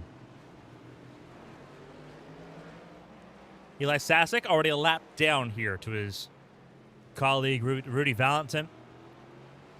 Sasek sitting in 12th, the Grand Rapids native, a transplant from New York. Leading the Ascent stable. They had a 1, 2, 3, 4, 5 in Talladega a week ago. That is the team's highlight so far this season. The only time a team has swept the top 5 in HTL Cup Series competition. And they are riding that high through this race. This race, not something that everyone was looking forward to.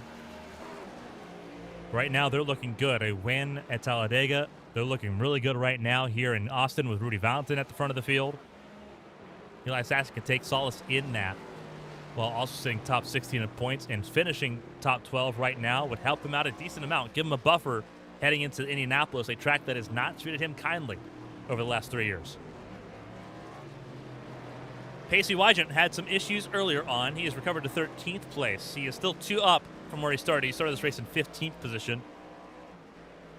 But this has not been one of his favorite races here. He is very much just kind of hanging on there and trying to do what he can. Josh Arnold, though, he is, for what it's worth for him, he is having a whale of a time. He has been battling the scent cars all race long.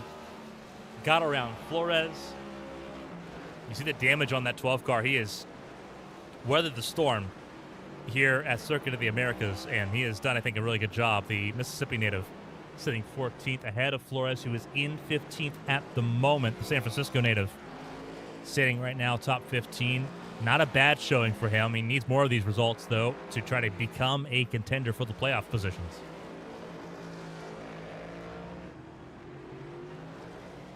Mirabella Viscali sitting in 16th position. And that's where we're sitting at the moment. The Indianapolis native sitting 16th in car 16. Next car for position would be Christina Ryan down in 17th place. Viscali did not qualify well. Started 23rd and has had to climb from there. Sitting in that 16th spot right now. It has been a pretty big climb. 33 seconds to Flores, though, might be a bit too much of a stretch to try to close in the last 25 laps of this race. You have to be a second faster a lap to have a chance to do that, and that just has not been the case so far tonight. Christina Ryan thought she would just do 5 laps and then call it a day, has instead persisted through 39 laps of racing here at Circuit of the Americas, a track that she is not too fond of. Sitting 17th place, just thinking about the points, entered 8th in points.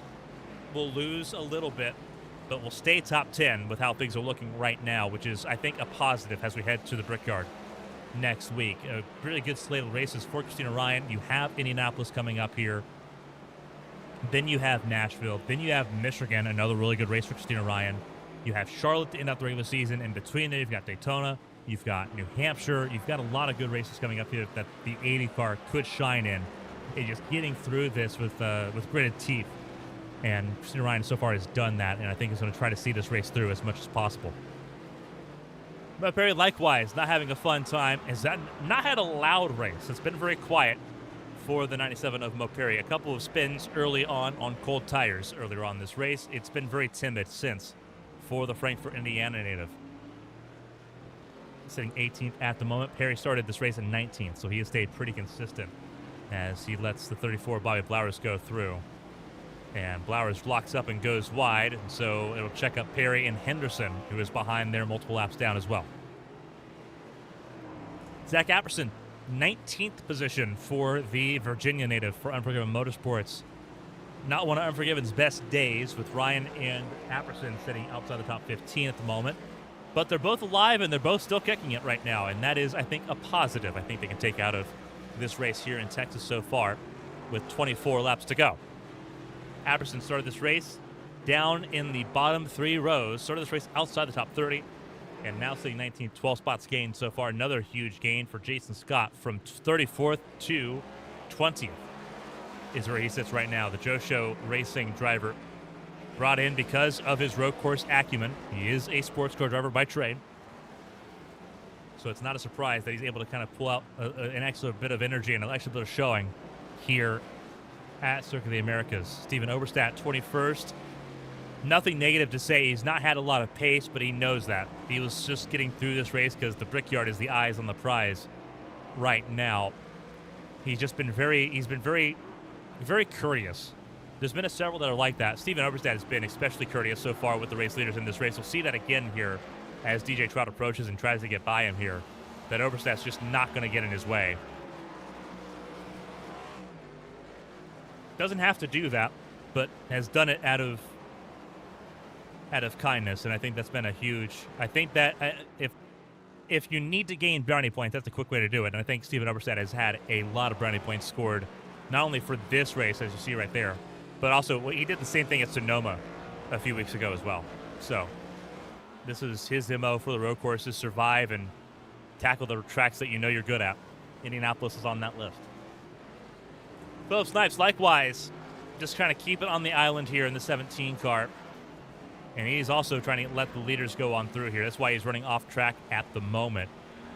That's Rudy Valentin that he's letting go by for the second time. So there he is in 22nd place. Again, just minding his being accused. He just wants to finish this race. Didn't have a chance to do so in Talladega a week ago, and he was gutted about it. Had a chance to put that in his own hands today and reset himself for Indianapolis, and that's what he's doing right now. Zach Meredith loved this racetrack, but just like Sonoma, it doesn't love him. 21st in Sonoma, 23rd right now in Austin. And it has been a pretty rough one for Meredith. Not the damage. He had a lot of damage on his car in Sonoma. He just hasn't had the pace today. And that isn't through lack of trying. He has fought everyone and anyone that has been around him. But now the only one around him is Richard Odie, who is well off the pace, has come down pit lane multiple times. 8 laps down is Richard Odie right now.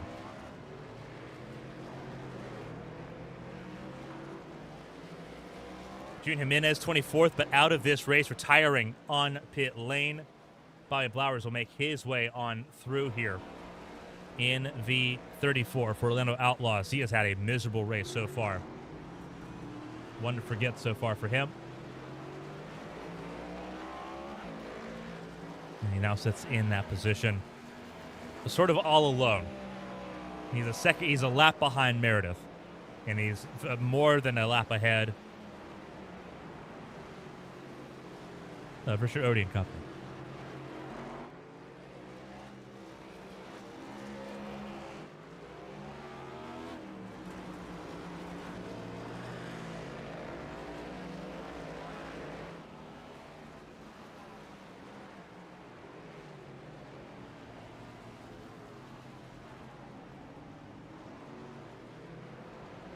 Odie in 26th, still rolling around on the racetrack at the moment. Blake Henderson also still circulating. Locks up there. That's in turn 7. Gets her passed by Dustin Hall, who he's not going to hold up.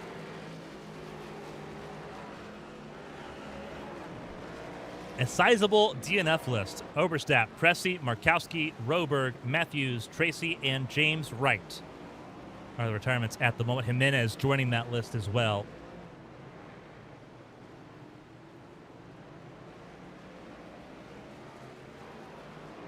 That's your through the field for those that are on the racetrack and still circulating right now.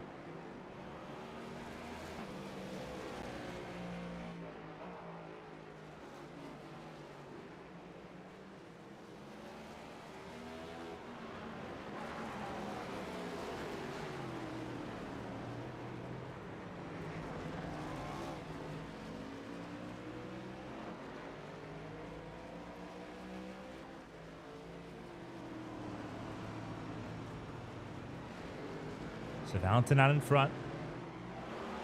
Got some battles going on right now. We got McKee, Nekomata, and Howe circulating right now on the racetrack.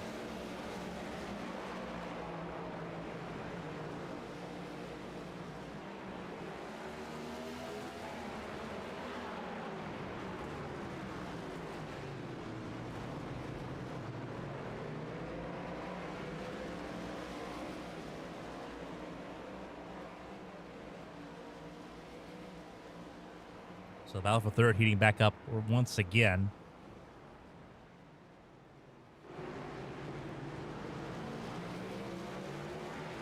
And there goes Ruby.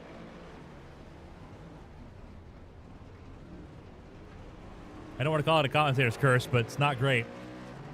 Struggles once again for the 27. DJ Trott and Tucker Sawyer battling for position. This is for 7th. Couple battles coming up here. Pit stops not far away. Looking like pit stops between now and lap 50. They'll be sporadic.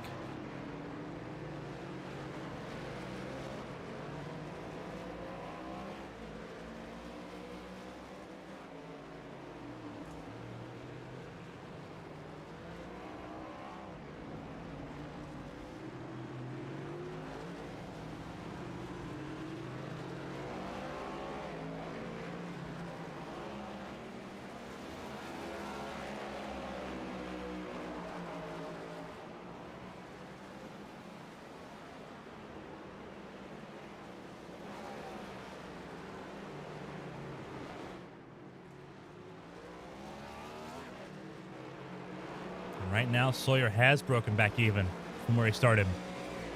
Didn't think it happened, but there you go, and there he goes! A little bit of a wobble there to turn 8. Into turn 9. Had to recover, and Trout goes back through. And that is Commentator's curse right there.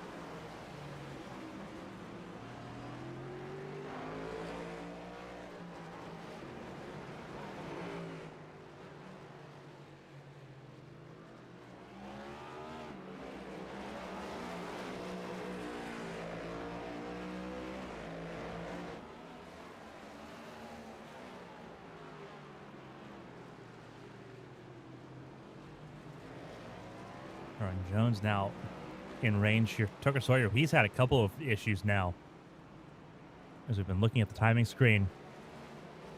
Lost touch of Trout, and now under threat from Byron Jones, who's looking at that 8th spot saying that would be a nice piece to have to make up for an up and down season so far. But Tucker Sawyer says, I'd like to put on to this spot at least, going to the last set of pit stops. For Byron Jones, not going to be denied here, I don't think.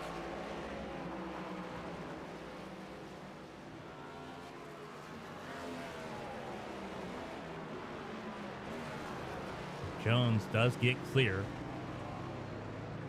for that position. Ben Roberts up to 9th. Jared Philpott in 10th. Physicality is about to become a pretty significant issue. As it was in Sonoma, endurance very needed.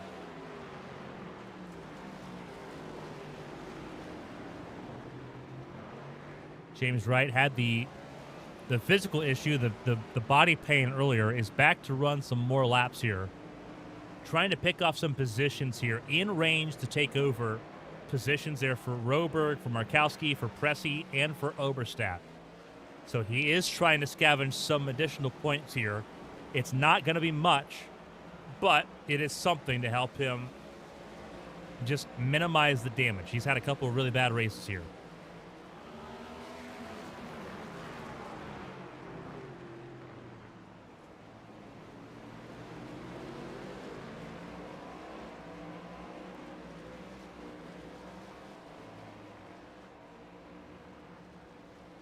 He's on the racetrack right now. Eli Sasek has had an issue, it looks like. He is back circulating. He is in 11th. He has lost a decent amount of time, though. 15 seconds now adrift of Jared Philpott is where we're sitting right now.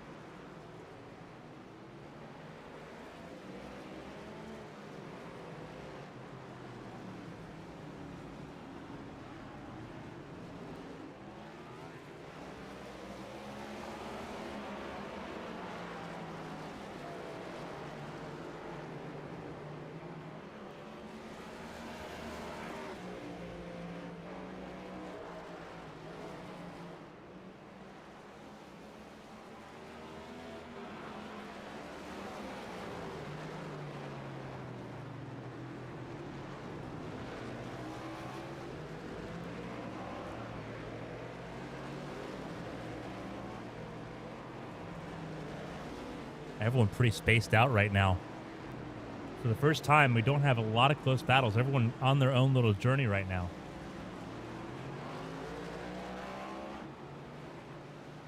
Only Howe and Derek Miller have both come down pit lane for the last pit stops of the race. Cade McKee still needs to come down pit lane.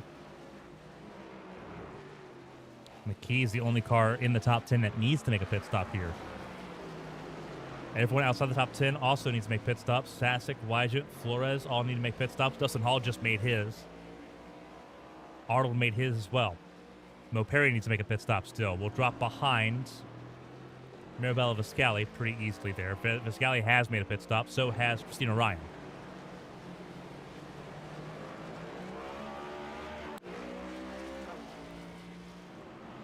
So, waiting for a few more to come down pit lane here.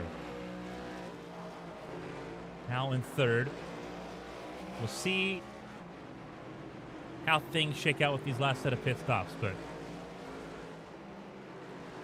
not a lot to do.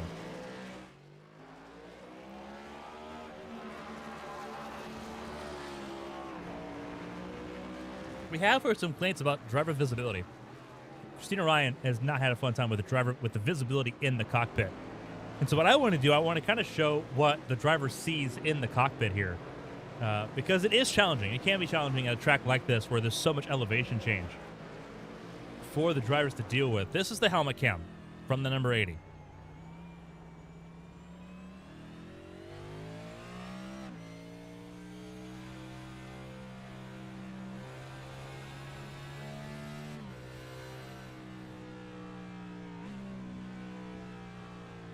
See if I can hide the ticket for a second. There you go.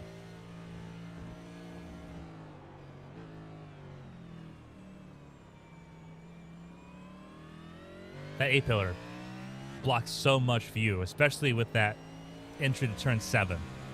Is a really big killer point. Misses the apex. The apex blocked by the A-pillar there. You want to get right there to the tip of the curbing.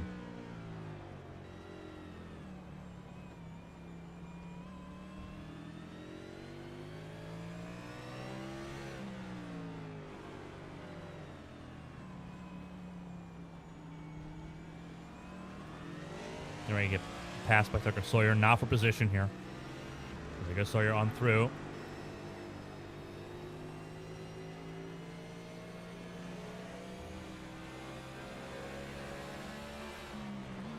But you can count how many marks Christina's missed just because that she can't see it through the A-pillar. There was 4 apexes she missed this lap alone, and we didn't catch her at the beginning of the lap. We didn't catch her through the S's. Missed 4 apexes because the A-pillar was blocking the view. That's hard. That is just difficult.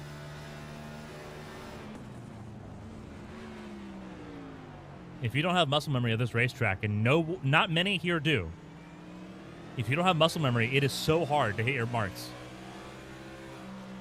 Those that have experience here have raced something else. They've raced a GT3 car. They've raced an open wheel car where they don't have the blockage.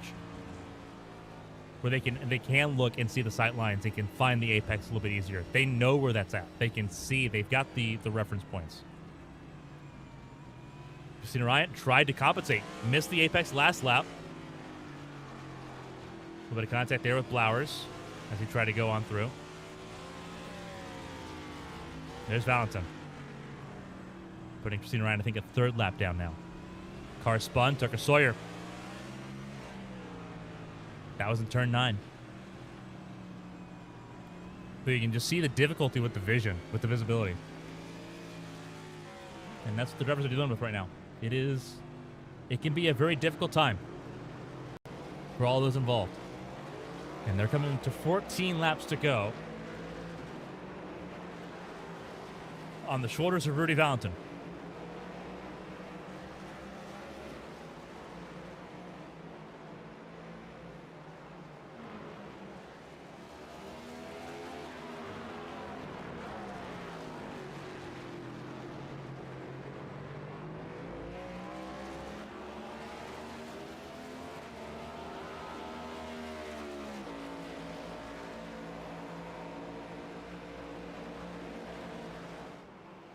.14 to go.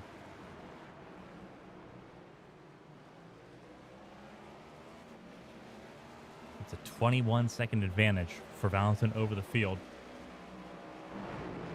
Miller in third has already made his last pit stop. He will inherit second when McKee makes his last stop.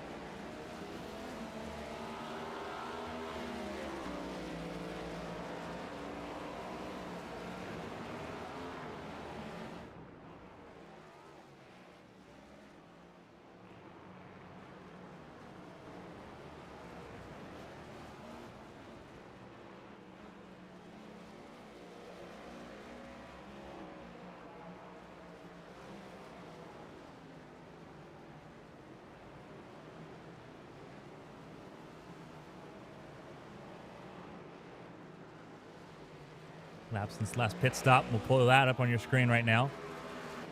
You see those that have pit recently and those that have not. Valentin 5 laps ago. McKee 24 laps ago. Miller, Howell 4 to 6 laps ago. Same with Ruby Nekomata. DJ Trout, Byron Jones 9 laps ago. Brandon Roberts 5, made that 6 laps ago.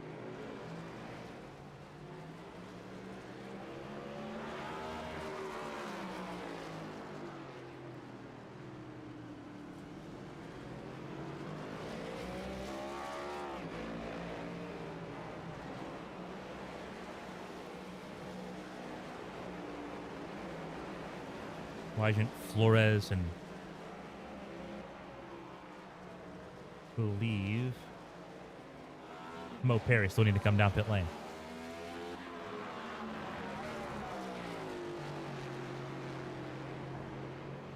And that's where everyone started. Valentin currently leading the lights to flag conversation. Not a grand slam. Did not lead under a green flag pit stop cycle the first go around. Lost a couple laps there. But he has been pretty relentless ever since. 49 of 52 laps led. He has led all but 3. Derek Miller got the lead 2 laps. And DJ Trout got the lead. Looks like he didn't lead that one. Interesting. So they were saying that Valentin led all but 2 laps here.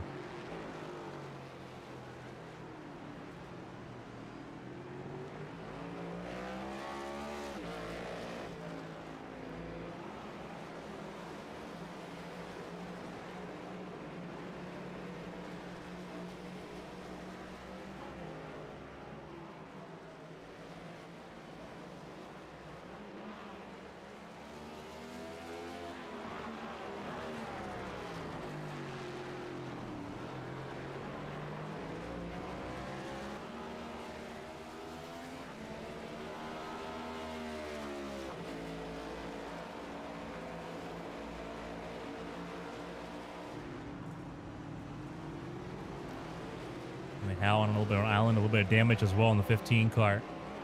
Trying to inherit 3rd place.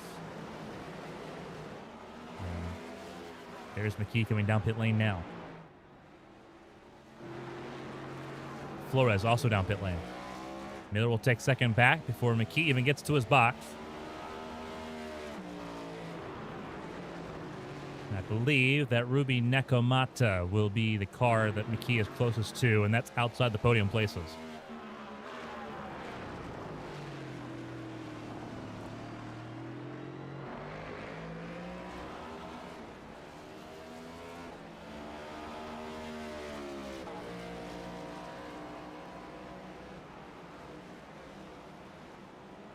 McKee with a 2-tire stop, same with Flores. Interesting. But it looks like actually that's a fuel only stop.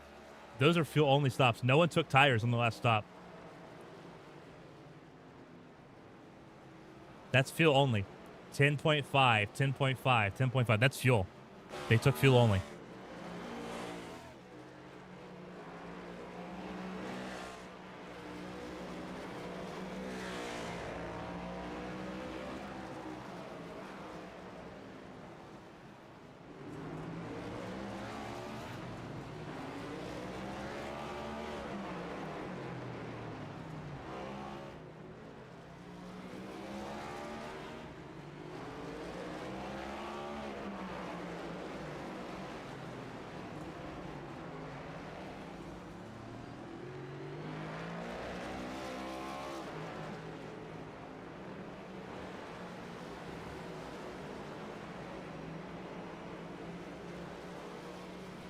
So for the most part, the groundwork has been set for how this race is going to finish up. Closest battle is in this group right here, 11th and 12th. Dustin Hall, Eli Sasek. And Dustin Hall runs wide there in turn 1 and gives Sasek a good chance to make it back up.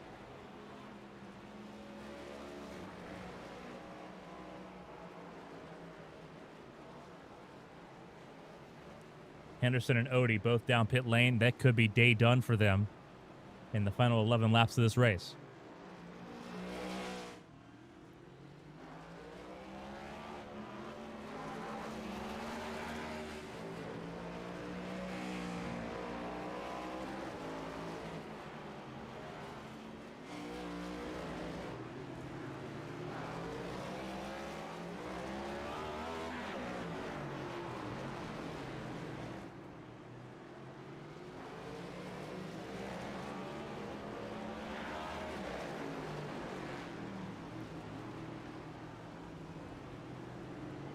People rooting for the Ascent gang. As Sasek tries to out with Dustin Hall. Henderson confirms that he is done for the day.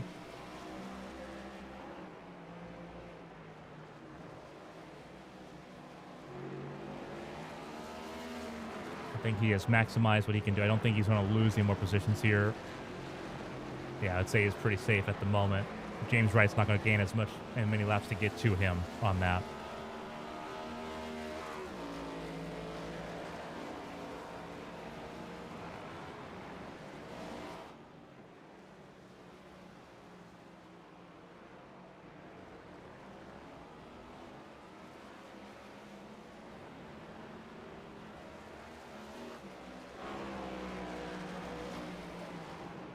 Dustin Hall keeping about a second gap to Eli Sasek at the moment.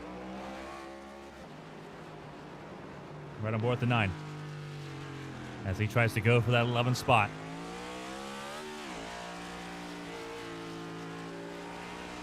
So turn 8.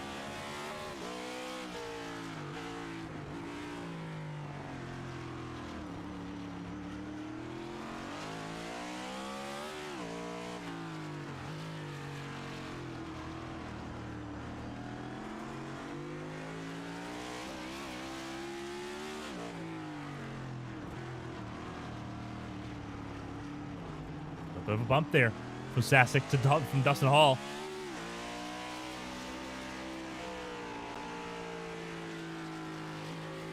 Right on board with Sasek here.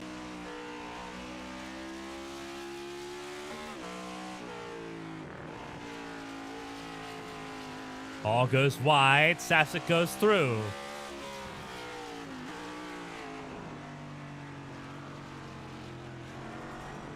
And then you see Dustin Hall behind.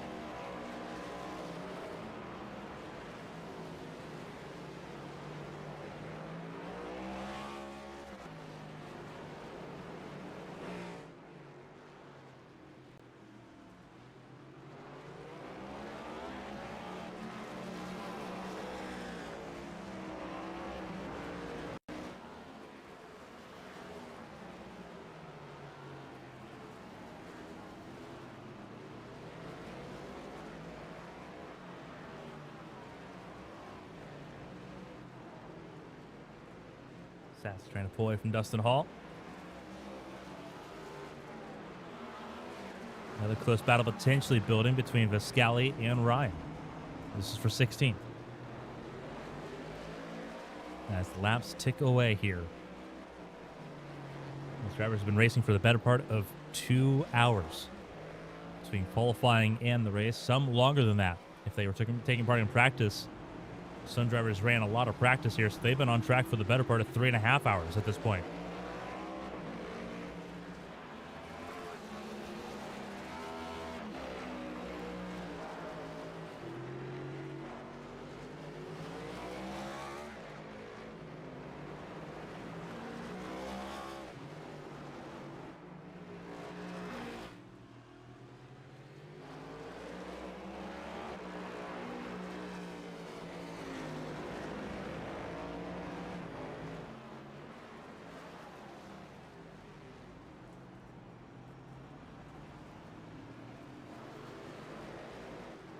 Just sort of grabbing the some of the responses here from Patreon and YouTube. Appreciate the compliment, Dawson Kemp. We try to use professionalism here on ABM. We have fun, but everyone puts a lot of time and effort and energy into practicing for these races every week. They deserve effort from us back. It's a lot of fun watching them race every week. Got a battle here between Viscali and Ryan. Also got another one between Josh Arnold and Dustin Hall, and Pacey Wygant in the mix there. So that's actually Arnold and Wygant that are battling with each other there, and Wygant's going to have a chance to get on through here. Arnold's not going to let him just have it, but I think Wygant's going to push himself wide. Yes, he does.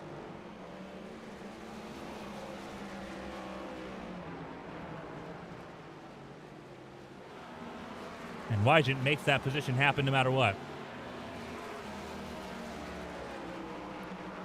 Sienna and Mirabella Viscali battling it out. Some bad blood between these two earlier this year in the ABN Champ Car World Series, the ABN World Championship campaign. Seems like it's water under the bridge now, but that was back in Mid-Ohio earlier this season. It's been a while since, so you hope that those feelings have cooled down just a little bit. Viscali locks up into turn 9.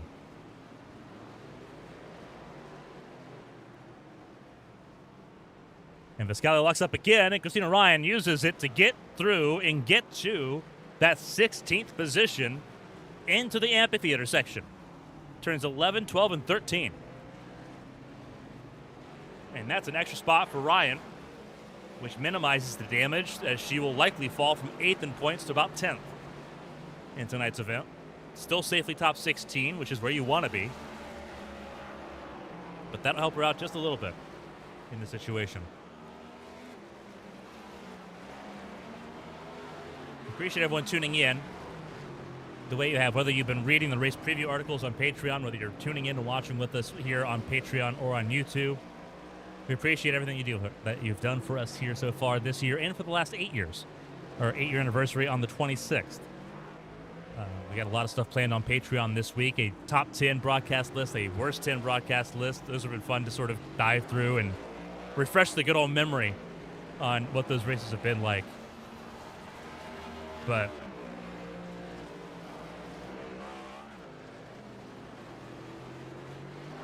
we've been doing it this long because we love it. And we love the communities that we're a part of. Christina Ryan has pulled away by about a second on Mirabella Viscali, as Josh Arnold has lost touch with Pacey Wygant by about a second and a half as well. Dustin Hall just up the road trying to hang in there for the last almost 5 laps to try to grab a top 12 finish on a road course, something he has not done in quite some time in the number 1 car.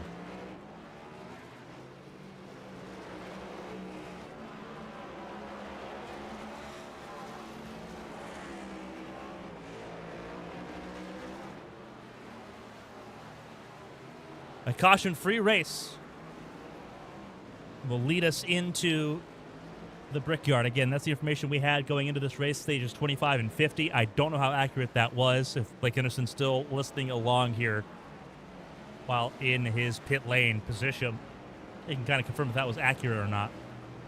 But that's where we're at right now. 17 turns is accurate. Track broke ground in 2010. That's accurate too.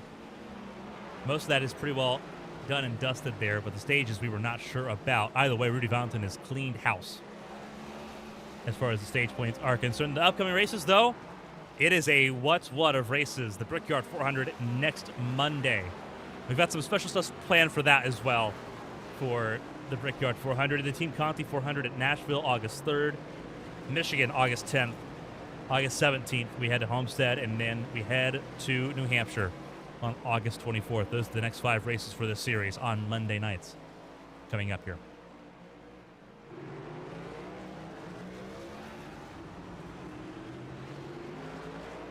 Officially in that 5 to go threshold, and Dustin Hall's got a lot of pressure to handle. So does Christina Ryan. Viscali has rebounded.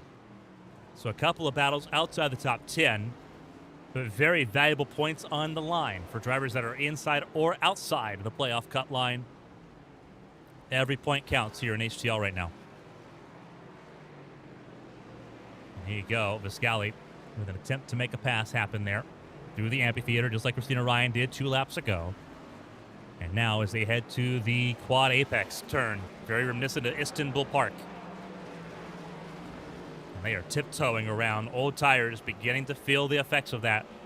Several drivers did not take tires the entire race, same set, start to finish. They stopped for fuel, and that was it. These two are among that group.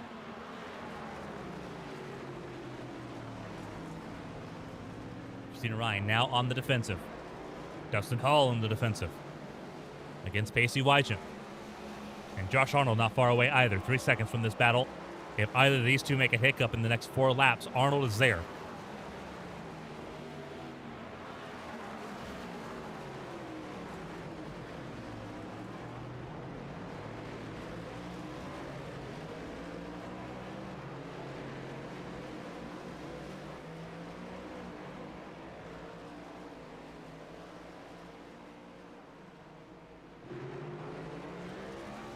Henderson is confirming 25 and 50 is the stage. Were the stage markers, so they were accurate.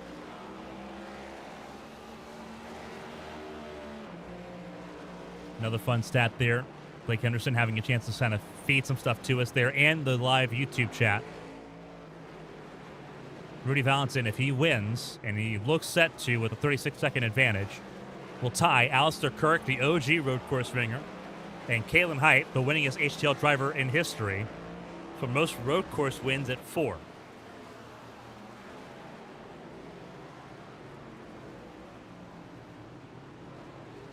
Appreciate everyone shouting us out for 8 years. Hoping for a lot more.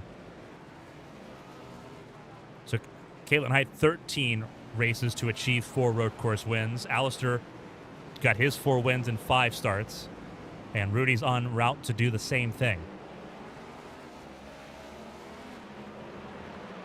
Rudy Valentin will race a couple more road courses this season as well. He'll race the Daytona road course and Watkins Glen in addition to New Hampshire and Nashville with Arrowhead Racing later on this season. So we're going to see more of Valentin, the Puerto Rican driver who has taken these road courses by storm this season so far. So there is 2 opportunities at least for Rudy Valentin to become the winningest driver on road courses in HTL Cup Series history. As we watch this battle between Wygen and Hall. This is for 12. Closest 2 battles, 12th and 13th, and 16th and 17th. And we've been flipping back and forth between the 2. This is the closest of the 2. Christina Ryan keeping about half a second between herself and Viscali at the moment. So we'll see if that changes. But right now, it is all pressure all the time from Pacey Wygen to Dustin Hall. Through turn 8. Love watching road course racing, hate racing them myself, says Dawson Kemp. Watching live on YouTube. They can be fun. Very divided opinion on Circuit of the Americas as you see this battle here between Wygen and Hall. Hall on order tires. Wygen gets through. The 27, Ruby Nekomata, sitting 4th right now behind this battle. Trying to carve her way through. Wygen gets through and will run away, I think, without a 12th spot. Dustin Hall, 13th. Still not a bad result for a driver who has proclaimed his disdain for road course racing at various points in his HTL Cup Series career. And our focus turns to the next battle, which is Christina Ryan and Mirabella Viscali, the only other battle within a second right now.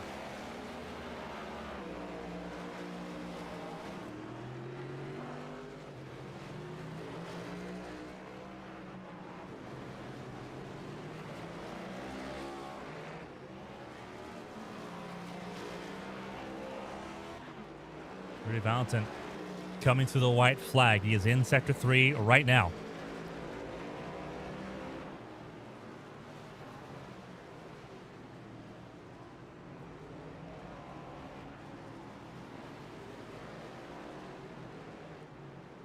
Pivot away for a second. Rudy Valentin coming to start finish line. It'll be 1 lap to go. Presented by Henderson Graphics for Rudy Valentin, who has led all but 2 laps in this race. No grand slam like he did in Sonoma, but he has still been untouchable.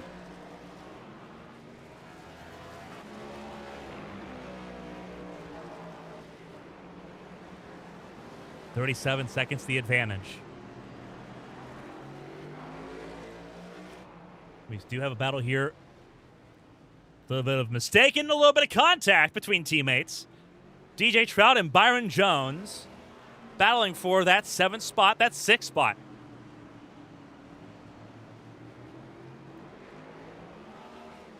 They're coming to the white flag still. That's the advantage that race leader Rudy Valentin has had on the field.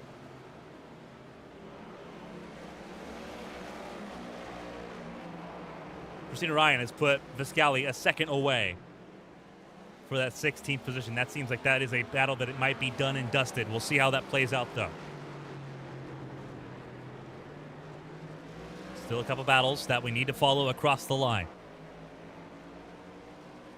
as they take the white flag and begin their final circuit of Circuit of the Americas. And I say that the gap is closed significantly into turn 9, and there is the battle through turn 9. Valentin's out of the final corner. Viscali gave it a shot but can't do it. Rudy Valentin not worried about any of it. This is career win number 4 on the road courses. Rudy Valentin wins in Austin. And the battle continues on. This is to the checkered flag for 16th. And then we'll follow the battle for 6th.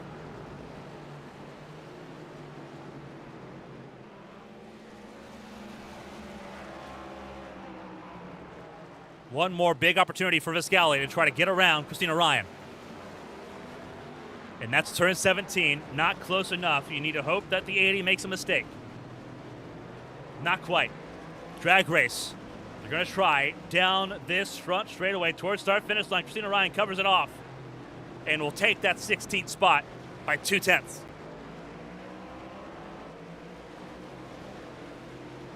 Emily Howe finishes third. A hiccup there almost cost her that 3rd spot to Ruby Nekomata, who finished just a second adrift. Byron Jones not able to close in on DJ Trout for that 6th spot. He will hold on to 7th. One of his best road course performances in his career in HTL. And DJ Trout will finish 6th ahead of him. Overall, a good day for Orlando Outlaws. But it pales in comparison to the dominance of the 95 of Rudy Valentin. Your race winner tonight by 39.1 seconds at the end there over Derek Miller. But what a day. Toyota once again on top, 1-2-3, after a 1-2-3-4-5 by Ascent Racing in Talladega a week ago. Rudy Valentin for Ascent, Derek Miller for NFG Motorsports, Emily Howe for Arrowhead. Is how the top 3 shake out. We'll hear from them as part of post-race interviews here in Austin, Texas.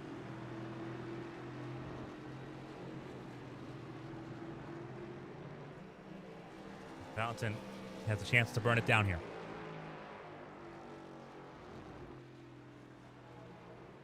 He did an outstanding job.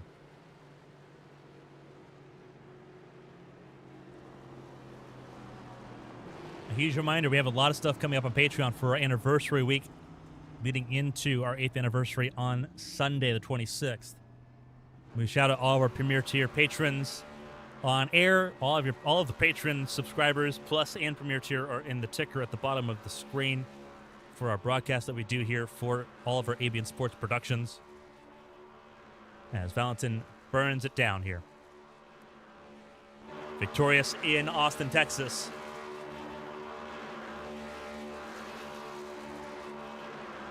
He is on a pathway to history here.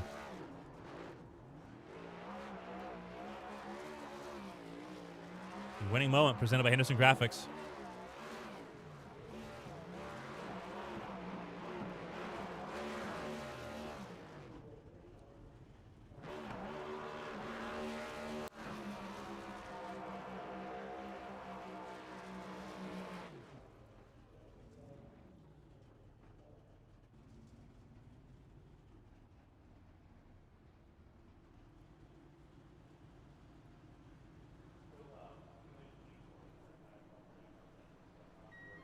We'll talk to both minute finishers in just a moment. The results on your screen, though, right now. Rudy Valentin, Derek Miller, Emily Howe, and Ruby Nekomata, your top 4, ahead of Cade McKee, DJ Trout, Byron Jones, Jared Philpott, Tucker Sawyer, and Bryn Roberts, your top 10 here tonight from Circuit of the Americas. Eli Sasek and Pacey Wygent sitting top 12 here tonight. Not a bad place to be for them. Eli Sasek almost where he started. Unfortunately, couldn't keep Bryn Roberts at bay. He charged from 33rd to 10th. Pacey Wygent up 3 spots from 15th to 12th at the end of the running here.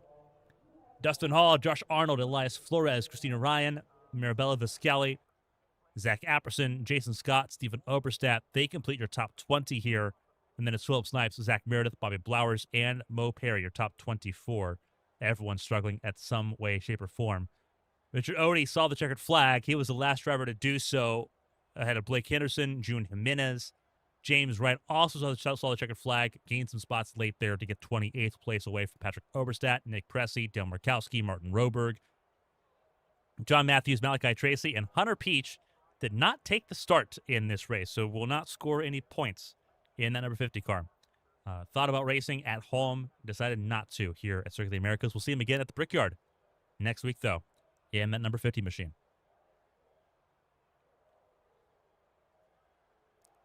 We do have interviews to conduct here for the HTL Cup Series. For those watching live on YouTube and on Patreon, stay tuned with us as we hear the thoughts of the drivers.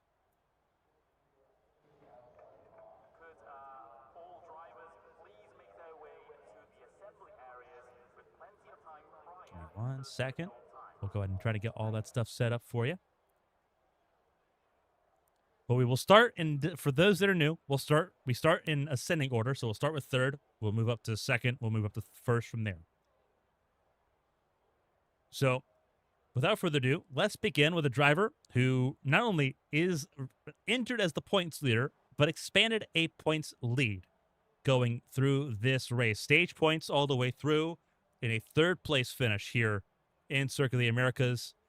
You were not looking forward to this race going in, but a third place result is probably a good place to be given you joined the racetrack with most practice out of the way. Yeah, I didn't buy the track until halfway in the session being up. And I've never done lap there before in any sim, so not a bad track. Had fun overall. Really sad that I got the nose punched in 4 times. That really hindered me from like first pits up onwards. I didn't have shit for those front 2 anyway. Or I can't say that on TV. I'm not the junior. Sorry. But physical race, we knew what Sonoma was. This race was going to be just as physical. It was going to be less familiar for everybody. You talk about, not having any experience at this racetrack at all going in. What was it like dialing in, and what was it that you were able to focus on to sort of get your bearings straight? Because this is a difficult track. It is a hodgepodge of a bunch of other different racetracks. The S's from Silverstone, the Quad Apex from Istanbul, the Amphitheater from Hockenheim. There's not a lot of originality with this racetrack. What were you able to sort of focus in on to try to improve as the session went along? Honestly, just figure out where the hell the apexes are. Like it's tough to tell where the track actually is when you're going down 14,000 stories of banking and like into these weird hairpins, and you got Mr. Texas on your ass the whole race. You battled a But lot. overall, Obviously, go ahead. You battled a lot there tonight, though. It wasn't like you were on the track alone. You battled a lot with the Orlando Outlaws teammates. You battled a lot with the Ascent cars there earlier on. Elbows out. You talk about the damage on the front end of the car. Did that affect you at all? yeah, it made it really tight from basically the second run onward. Trout got the tires in the little left-hander with the tires and then hit the wall, and so I ended up following him in there, and then a lap later, someone spun in front of me, and I plowed into them because they spun into hairpin and punched the nose in pretty good. Was lucky to get it home because it was getting pretty hot. Like I was managing temps there as well because it knocked the radiator in pretty good. But all in all, no complaints. The car felt pretty good. We had a really good long run pace. But again, just nothing for Rudy and Derek that whole run. Cause it's kind of If I could have done it again, I would have, practiced more than, buying the track before the race started. But qualifying ninth, finished third. Uh, Katie wasn't here, so and I don't know where Bren was, so should have been easy points lead. I don't know if the stats or points or whatever is up. I think I got stage points too, but should be a pretty good lead heading into Indianapolis. And that is like the next question mark going in. There's going to be a what's what of races coming up here for you here in the HTL Cup Series calendar. Indianapolis, obviously the next race coming up here. But then it's like, again, phenomenal races: Nashville, Michigan, Homestead, New Hampshire, Daytona, Charlotte. All of those are on the docket here. What's the feeling going into those races? We know how quick this team can be, especially on those intermediates. Yeah, we'll see going in the Indy. It's kind of the first plot track we had on the schedule, so see who's who there, who can get it to turn mid corner, get it to rotate and drive fast. Yeah, excited to go back to normal tracks. I, I'm I, exhausted. I tell I you what, it was an exhausting race. Better I part can't. of everyone was on track at least 2 hours and 15 minutes tonight, and that was the minimum for those that finished the race. So before we let you go and let you obviously unwind and sort of just decompress from this exhausting race, no cautions to speak of, so there's no breaks there. If there's anyone to shout and say thank you to, the floor is yours. Points leader going into the Brickyard on ABN's anniversary weekend next weekend. The floor is yours, Emily Howe. Congratulations. Yeah, shout out AVN and everyone behind the scenes at HTL, everyone tuning in. Big shout out to everyone raced together. Uh, DJ was fun to race with. Eli was fun to race with there at the start. That Kale McGee guy was pretty cool to race with. Cool to see Ruby back out again and get to race with her. Not always getting to see her. And then there were some very funny radio moments with Christina Ryan. I don't know who she is, but she seemed pretty cool.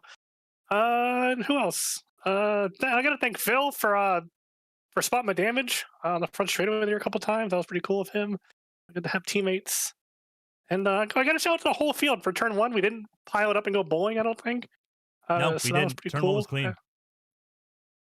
I expected to be dead turn one, and then I was kind of disappointed when I wasn't, because I had to do this. But now we're here. It's over. I don't know. Do you know to get masseuses? Not in the Can Charlotte we get area. another I know that. sponsorship? I not in the Charlotte. Can we get a masseuse as a sponsorship? We'll work on that. We'll try to add to the itinerary. Um, that being said, we'll see you on Sunday. Winstall Racing back in action. You'll be bound for the championship there on Oh Sunday God. in Richmond. Uh, that'll be fun to watch. But then we'll also see you on Monday in Indianapolis. So, Emily, congratulations on the podium. Enjoy it, decompress, relax, and we'll see you this weekend. Yeah, good to see y'all again. And then also speaking of Winstall, another of Brendan McGee's typos. Everyone put fire in chat if you can. A phenomenal job for Emily Howe. Third place here in Kona. She'll try to defend the points lead again at Indianapolis for the Brickyard 400 on Monday. We'll see her again in Richmond on Sunday as well for the start of the chase for the Winstall Cup. Emily, congratulations and enjoy your evening. And try to, if we can find a masseuse or find an ice bath, we'll make it happen. Woo.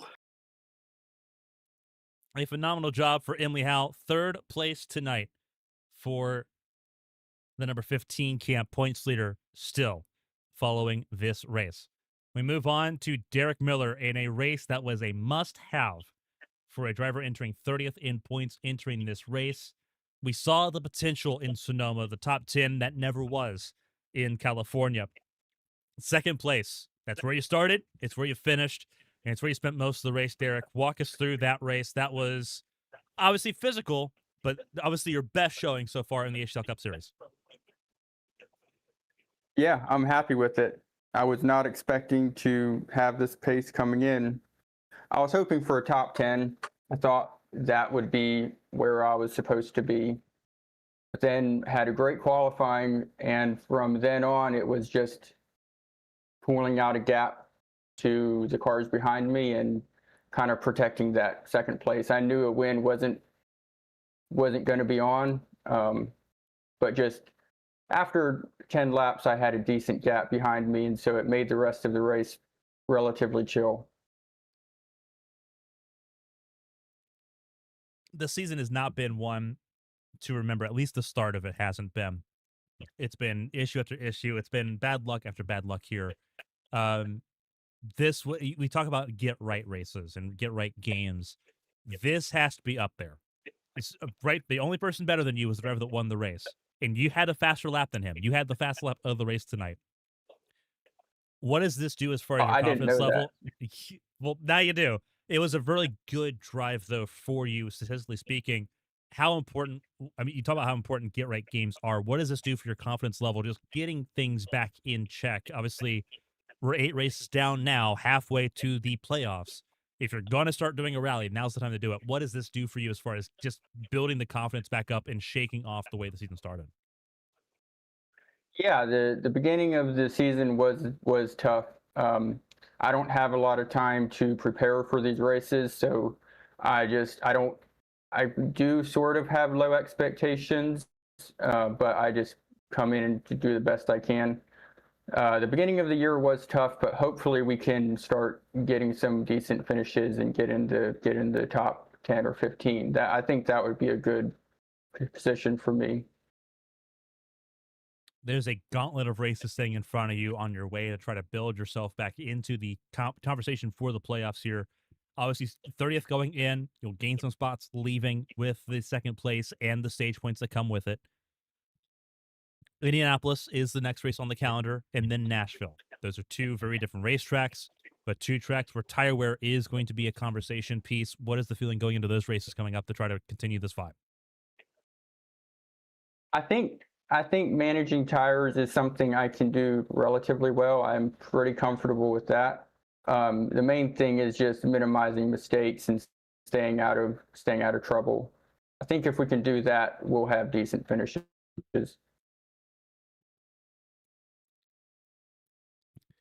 That being said, a lot of work to do.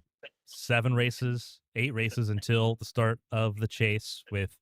You've got Indianapolis, you got Nashville coming up here, you've got Michigan, Miami, you've got New Hampshire, Daytona Oval, Daytona Road, and Charlotte coming up. It is a who's who of racetracks as far as that is concerned.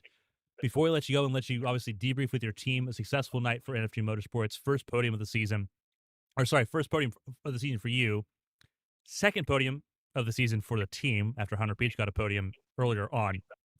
If there's anyone I shout and say thank you to, the floor is yours. A phenomenal job nonetheless, and obviously congratulations on your first podium in HTL. Yeah, I just want to thank you all for putting this on. I do enjoy this track. It's one that I wish I had an opportunity to race at more. And then obviously thank my wife for letting me do this. An outstanding job for Derek Miller. First podium in his HTL Cup Series career comes here at Circuit of the Americas. We'll see if he can try to do it again in Indianapolis in 7 days' time. Derek, congratulations. Thank you. And we will move to the man of the hour, the driver. There you go. Caught you mid-sentence as you were debriefing there with DJ and Emily. Yes. But walk us through it, Rudy. Rudy Valentin, race winner, led all but 2 laps tonight. Not the Grand Slam, but a phenomenal race nonetheless here in Austin, Texas, Circuit of the Americas. Consistency was the name of the game tonight. Didn't have the fastest lap of the race. Didn't matter as far as that was concerned. 39 seconds to buffer here in Texas. Walk us through that race. This was a race that there was a lot of variables, a lot of unknowns for just about everybody, given this racetrack and how new this layout was. What was it like for you? And obviously, walk us through just how you found the consistency here, because this is a racetrack where consistency is hard to come by. I'll be honest, I can't really explain how I drive. I think I had told myself and my teammates that the ideal race pace for everybody was going to be about 2 seconds off of the qualifying time. And I believe that's about where my number was for almost every lap, about the 37s, low 38s. And yeah, it was like you said, just be consistent. It's not about pushing hard. I tried to go for fastest lap, but I just don't think I could get it. Wasn't able to. But won anyway, so that's cool. A phenomenal race. It puts you level with Alistair Kirk and Caitlin Height as far as road course wins in HTL, tied at 4. You have the chance to obviously break that streak later on this season. We know you're racing other road courses, Daytona coming up, Watkins Glen coming up here. So a chance to put yourself in rarefied air as far as road course drivers go.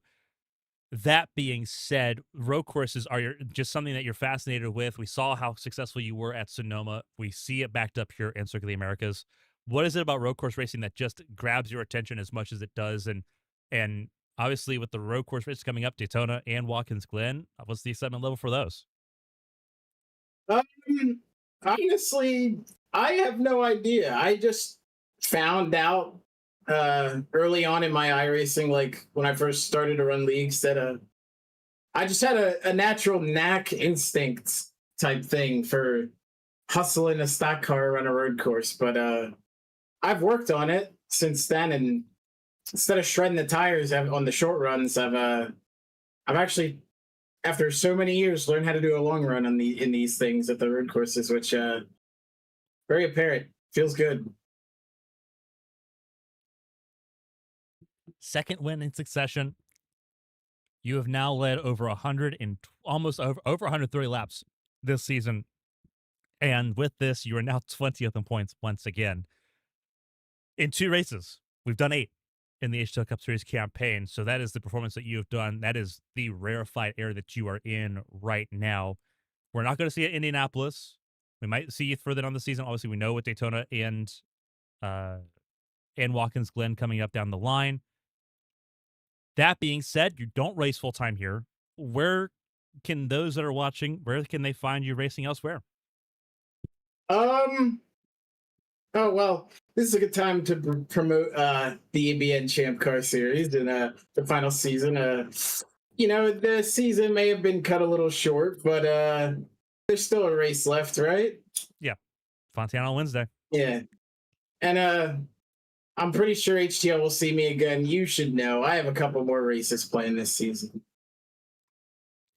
We're looking forward to it. Every time you're on the racetrack, it's always a spectacle to watch with whether it's, with the Sin, whether with Tombstone, where you got your first win, filling in for the number 4.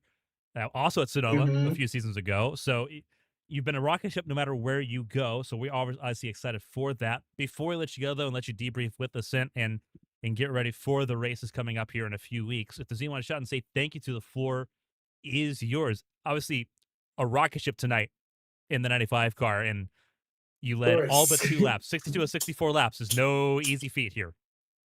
Yeah, couldn't have done that without Outlier Speed Co. And being called upon to drive this ride from the Ascent and Josho teams. And it's been an honor. And I don't know, this probably isn't the end with this team. So have a pretty good relationship. I would say it's a pretty good relationship if you find victory lane twice and lead all but 2 laps in 2 races here.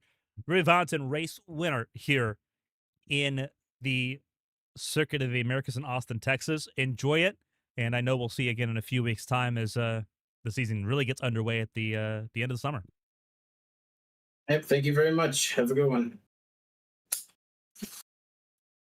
A phenomenal job for Rudy Valentin here tonight as he wins at Circuit of the Americas. A long race, a strenuous race, but victorious is the number 95 Cam tonight. We're glad you joined us for all the racing here tonight from Circuit of the Americas. It was a difficult race, but an enjoyable race from our perspective. A lot of battles throughout the race, especially there at the end. And I think everyone, enjoyed the battles at least. Something to take away from this race was the battles we had on the racetrack. There'll be more battles to come. We'll be live again tomorrow night. The start of the HTL Challenger Series chase for the championship begins in Indianapolis. The Brickyard comes home early with the HTL Challenger Series tomorrow night, and we'll be live again on Thursday from Japan, Twin Ring Motegi, for the Crown Athletics IndyCar Series. On behalf of everyone here for HTL and all of its partners and everyone here at Avian Studios, I'm Carmen Sienna. Thank you all so much for joining us. Stay safe and stay healthy. We'll see you next time from the Brickyard. Until then, so long, everybody.